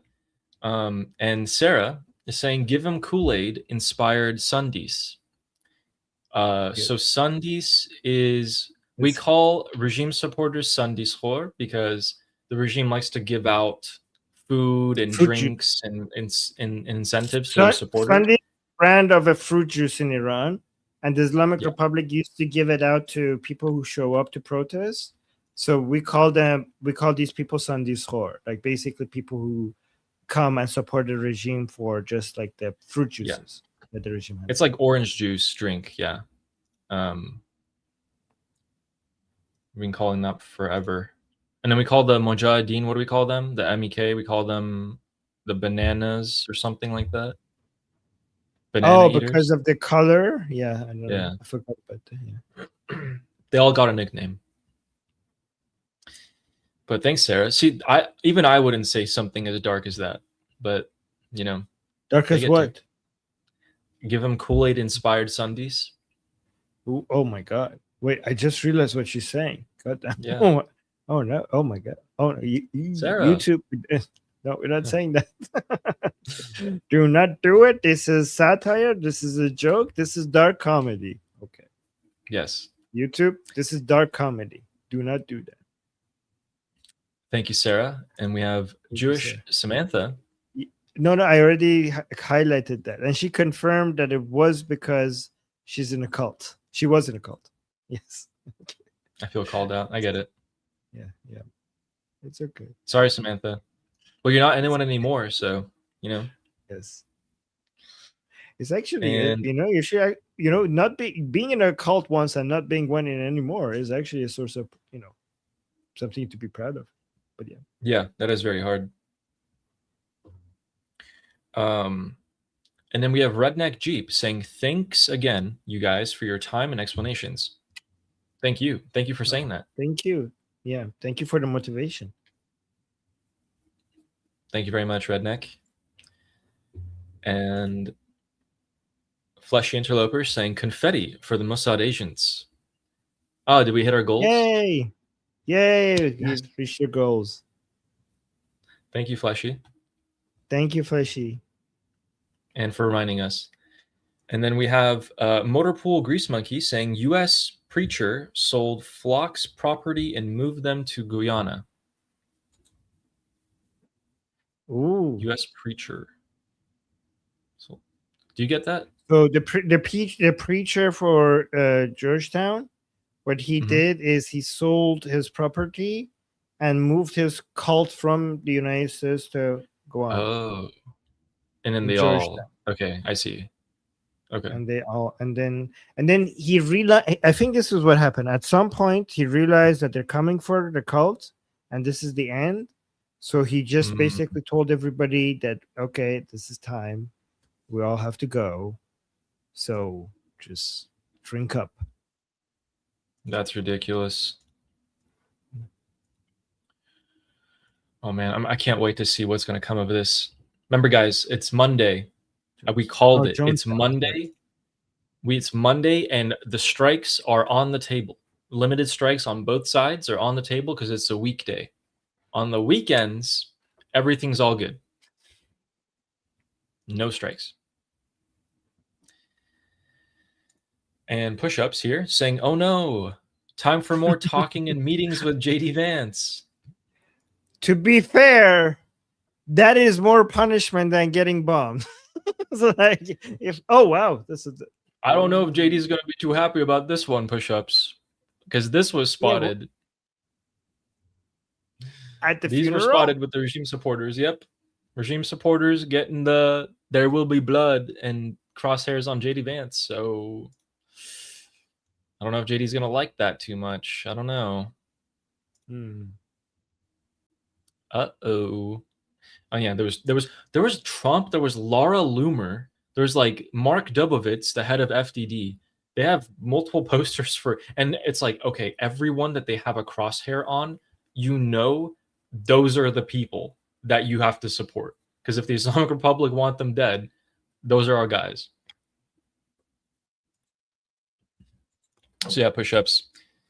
I hope you're not right, because yeah, it's a little bit of a pain. But with that, thank you for the super chat push-ups. And Steak and Beans is gifted another 10 Liberty Politics memberships. Thank you so much. Thank you. And Ave Rummy saying Ronaldo is out of the World Cup. Oh, thank you for telling us. I was actually pretty sad seeing that. I have no idea. Oh, I have a question. Do you have a preference of Ronaldo or Messi?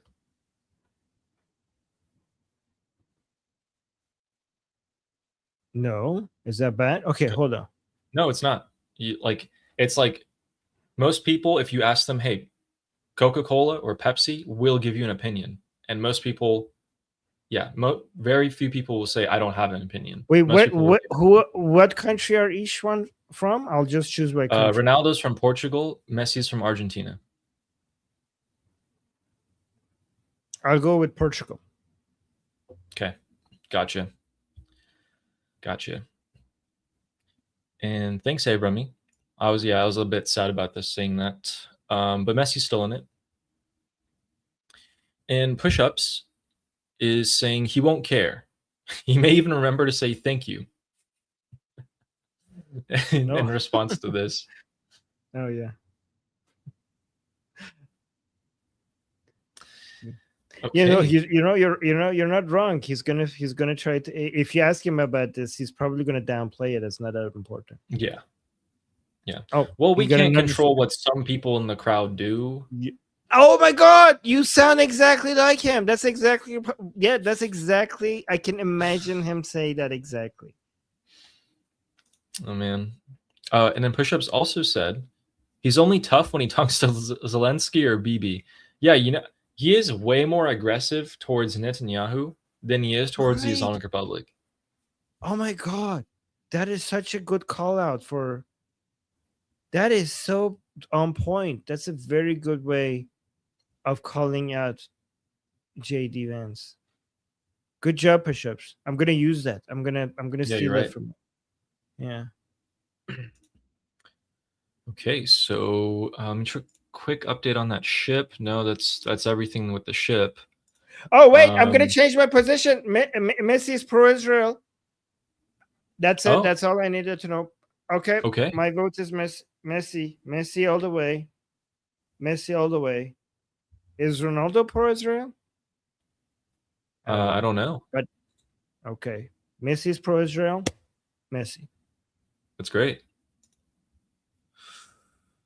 Was that everything? Okay, so yeah, we had the only thing we really have. Oh yeah, I'll give you guys a quick update on Ukraine before we go. You guys will probably like this. If anyone's in America watching this and was subject to the gas prices, let's quickly go over to Crimea.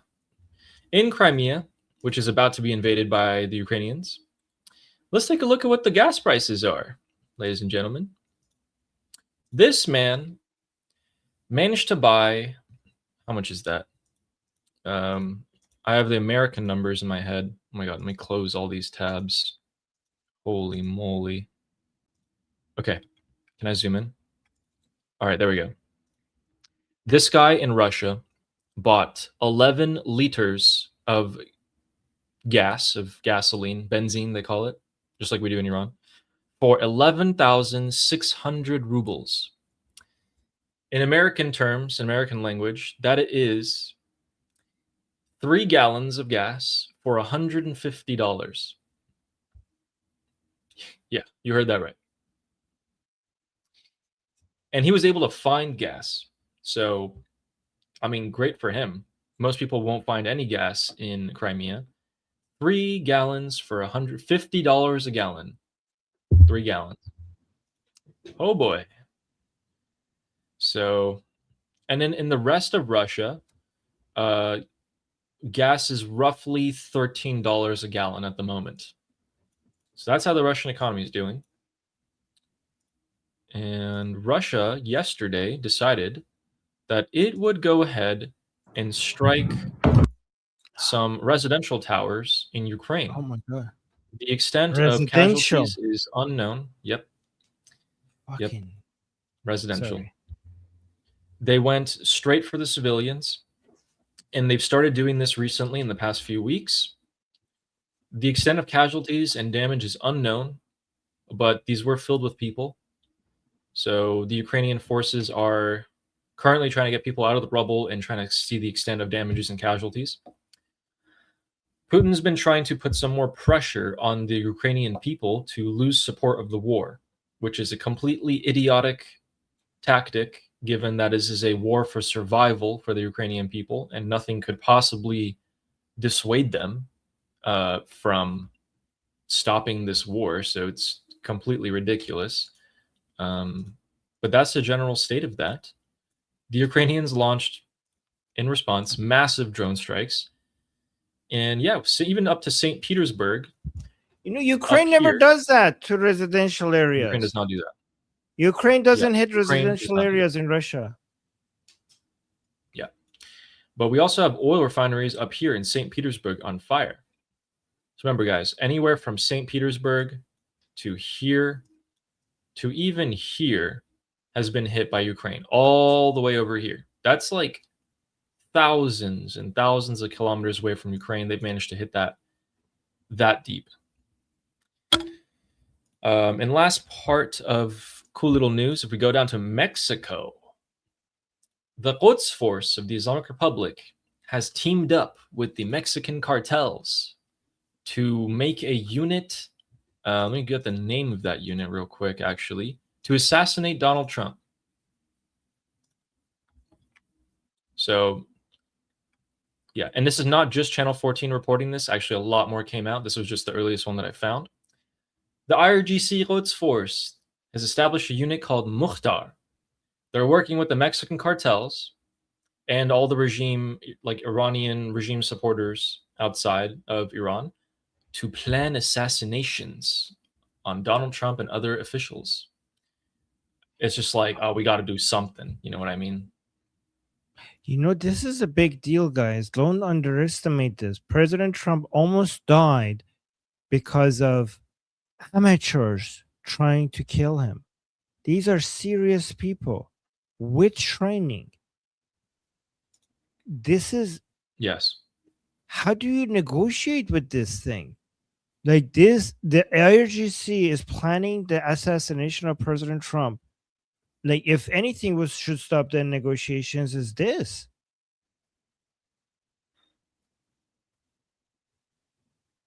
Just another reason why you have to completely get rid of them.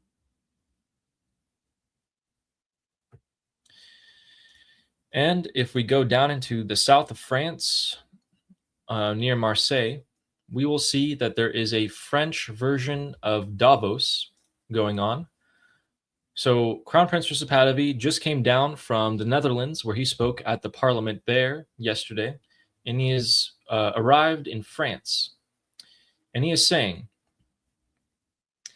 I'm going to be speaking at this economic forum in near Marseille. And he wants to remind everyone that just as Lafayette of the French during the American Revolution helped America's fight for independence, the free world can help shorten the Iranian people's struggle for freedom. Shorten the Iranian people's struggle for freedom. The choice is simple. Stand with the Iranian people, not the regime that suppresses them. I'd also like to say that when he's been very active, and you guys might be thinking that he's not doing a lot right now, but the reality is that when people come out on the streets, that is his focus. When they're not, his focus is how can I better guarantee the prosperity of Iran in the future by speaking to all of these very rich billionaires, head of banks and companies to come and invest in Iran once the regime falls. He still believes completely and wholeheartedly, as you saw with this statement, that can help shorten the Iranian people's struggle for freedom, meaning that it will happen. But with some other help, it can happen faster. So that's a quick update on Prince Recep Pahlavi. He's been working his entire life for this, so he'll never stop doing that. Thank you. You're so lucky to have And him. Yep, absolutely. Okay, so let's read the next couple of super chats. Wait, and then... I have some updates. Oh yeah, go for it. So I have an important update. Guys, I got another video from inside Iran directly sent to me. And this time is drones. Okay.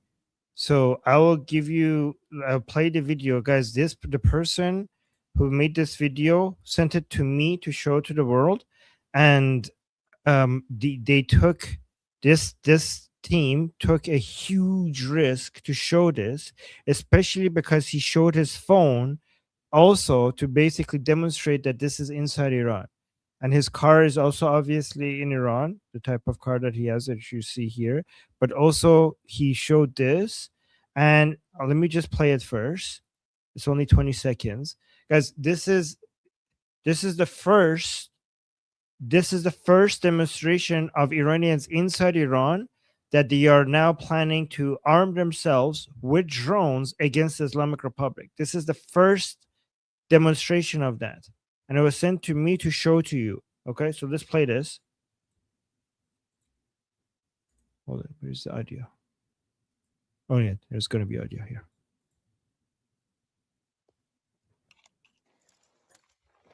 این بار شما در مرکز هدف ما قرار دارید. ما منتظر کمک دیگران نیستیم. و در آنجایی که انتظارش نداریم منتظر شما هستیم. پاینده ایران جاوید شاه. So let me play it again and tell you guys what he's saying. I'll translate it. So you can see where he is. He's inside Iran between George Rood and Pardis.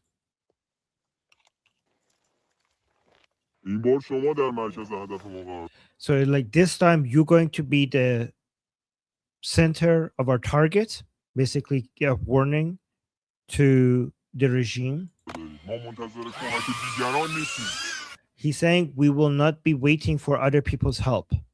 So these are Iranians who at first the campaign was, arm us, but now the campaign is we're not going to wait around for other people to arm us. We're going to figure this out ourselves with drones. و در آنجایی که انتظارش نداریم منتظر شما هستیم. And he's saying to the regime that we will in places that you do not expect, we will be there waiting for you. پاینده ایران جاوید شاه. Long live Iran, Javid Shah. So guys, the person who made this, he took a huge risk to send me this video. Huge risk, especially because given that he's also showing his phone. Okay, so I need you guys to help me amplify his voice, because us doing this doesn't risk us at all. It has no risk for us at all. So given that he already is doing so much to go and get this equipment, and also not just to get ready for whatever needs to be done against the Islamic Republic, but also to maybe inspire other people within the Iran. Like, I don't know if it inspires them or not. I don't know. We're not saying anything ourselves. But if you want to report this and show other people that this is happening, I put the link to this tweet, to this X post in the chat. Please go amplify it. Please go share it to people. Send it to people. Journalists, great big content creators. You could show up on their live streams. Do a super chat. Tell them that this exists. I know in chats you cannot send links, so you could tell them that it's an Armin Navabi's X account. They could find it in my video section. So please go ahead and amplify the voices of Iranian people. We need that. Also, another update. Thank you, guys. Thank you for your kind messages in the chat regarding this campaign. Yeah, guys, I know the drones are small, but that makes them easier to maneuver and make them do things that I'm not going to say on YouTube. And okay, so this is, by the way, guys, look at this. I couldn't find, for some reason, I couldn't find this video with the audio in it. I asked my team, my research team. The reason why I have a research team is your super chats. The super chats have become such a reliable source of revenue that we now I use your super chats to hire a research team, hire an editing team, hire a cover design for the YouTube thumbnail team. Well, not a team, just one person. And each one of these is right now one person. Together they're a team. Okay, but thank you for all the super chats, because like while we were live, I told my research guy okay, can you find me that video, and he just sent it to me. So this is really good. So this audio here, look, let me show the caption. Says, based on an audio file attributed to one of the officials of Tehran's District 10 municipality, all male and female employees of these organizations have been required to attend Ali Khamenei's funeral procession. So this is, you can see that employees are forced to show up at the funeral. Well, this is not just me and Ali claiming these things to you guys. There are evidence for every single, when we tell you that they're paying people to show up, we have evidence for it. When we tell you that they're giving out food for people to show up, we have evidence for it. When we tell you that it's mandatory for government employees, we have evidence for it. When we're telling you there are people who have prison sentences and they could get time off by showing up, we have evidence for it. So here's an evidence of this being mandatory. خدمت معاونین محترم و شهرداران محترم نواحی سلام عرض می‌کنم.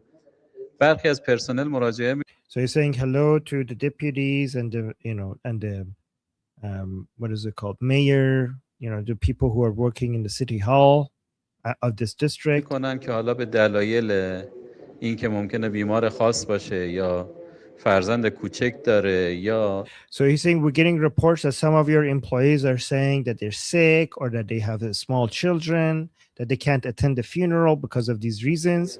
موضوعات دیگه به ما میگن که معاونمون یا شهردار ناحیه‌مون اعلام کرده که نمیخواد تشریف بیارید برای مراسم. So we have heard that like from different mayors and different deputies that they don't want to come for the funeral because people have small children or they're sick. دستورالعمل واضحه، هیچ گروهی رو استثنا نکرده. من خواهش He's like, the order is very clear. There are no exceptions. Think about this. People are saying like, hey, we can't come for the funeral. We have a small child. We're sick. And he's saying, the order is very clear. There are no exceptions. Everybody must come for the funeral. میکنم که برای کلیه پرسنلتون حتما کار تعریف کنید اگر که So he's saying for your entire personnel, make sure you define the work that needs to be done. Basically, this is like, برای پرسنلی نمیتوانید کار تعریف بکنید، ما فضاهایی رو داریم که براشون کار تعریف کنیم.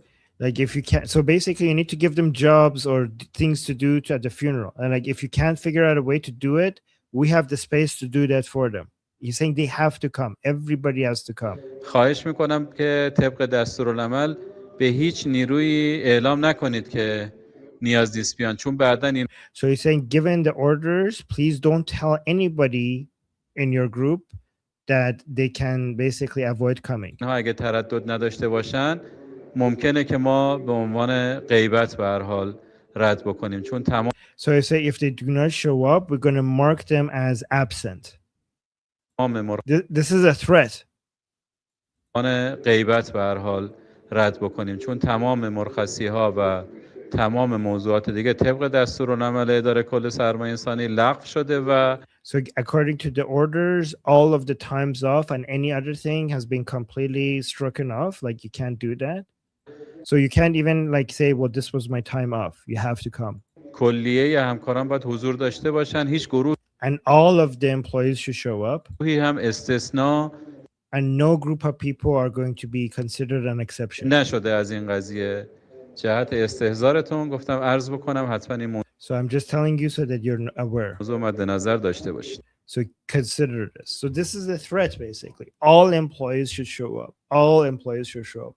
So this is what the regime does for people to show up at the funeral. And even with that, they didn't get big numbers.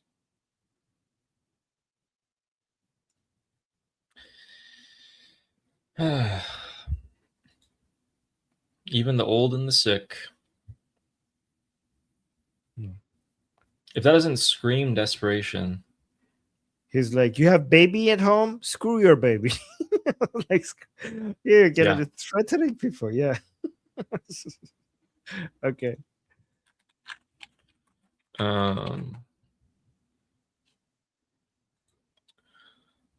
Interesting. Okay. So then push-ups. We just have a few super chats here. Push-ups is saying smarter than BT confirmed. Okay, push-ups and BT are at war with each other in the super chats. a fun war. BT, are you gonna take that? Anyway, thanks, push-ups. Thank you, push-ups. And Steak and Beans says, Ali, Crimea is Ukrainian, not Russian. I agree. Yes. Slava Ukrainia. I agree, and they're going to take it back. Yes. And Redneck Jeep is become a YouTube member.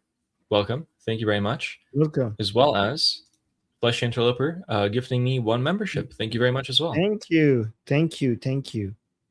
Very appreciated. Okay. So, Ali, if you don't have anything else, I have to say that Monkey, our very own Monkey, is going to go live pretty soon. When is he going to go live? At 5. Okay. So pretty soon, in about 10 minutes. So, guys, this is our Grease Monkey, and please go support him. He's trying to grow his channel. Let's see, what is he talking about today?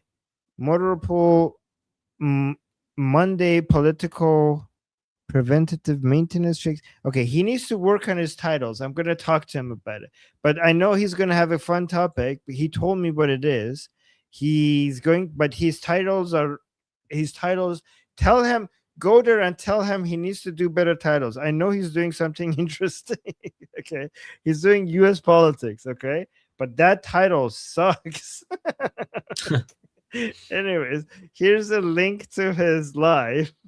I'll put the link in the chat for you guys. Go check it out and tell him that you came from us, from here, from Ali and Armin, but also tell him he needs to improve his titles. Nobody's gonna want to watch this based on this title. Yeah. Okay. Oh, Monkey say. Yeah, you guys should watch him. Yeah.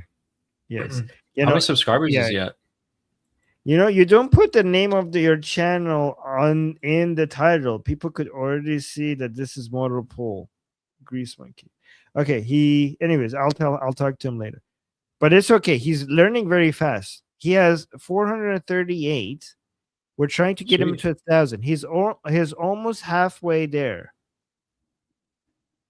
Sweet. Yes, somebody's saying army guys gets it. That's the problem. You need to get more people to get it. When they look at, you need to cast a wider net, right? That's what you need to do. Anyways, stop roasting him, Armin. Okay, I'm sorry.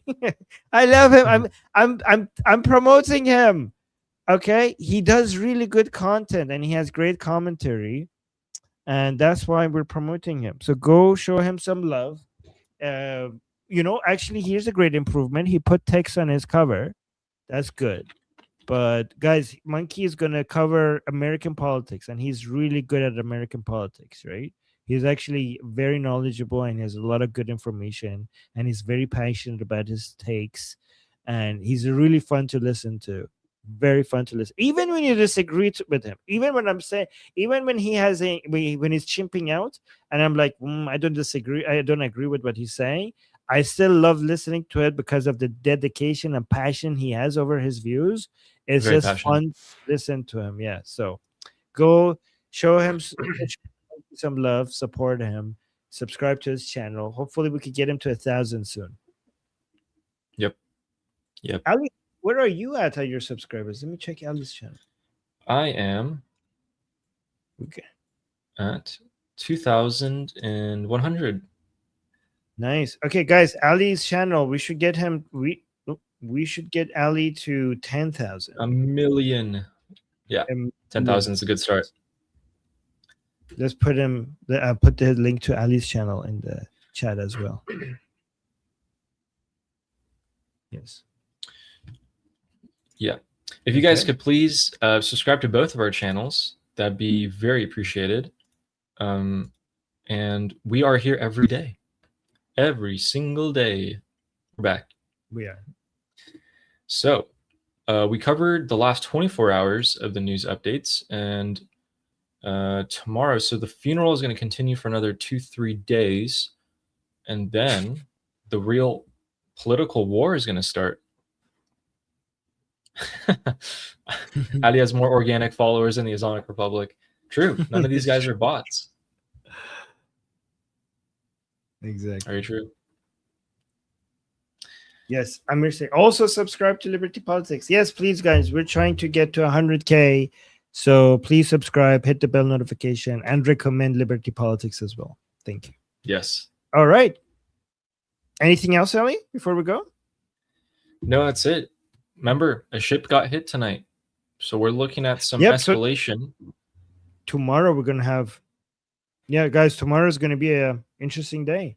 I mean, interesting in that it might be predictable, everything that happened. But even if it's predictable, it would be interesting that it was predictable. Yeah.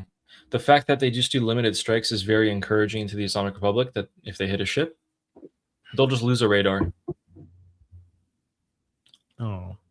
They might just make radars just for the Americans to hit. Yeah, I mean, in war, you create decoys, right? So right, and yes. These radars are specifically for United States to take out. Yeah. Yes. Okay. Well, guys, again, we'll be here tomorrow, and thank you guys so much for watching. Yes, and until tomorrow, I'm Israel Chai. I'm Israel Chai. Slava Ukrainia. Slava Ukrainia, especially today. Slava Ukrainia. Cuba Libre. Long live America. Javicha. Payende. Iran. Mwah.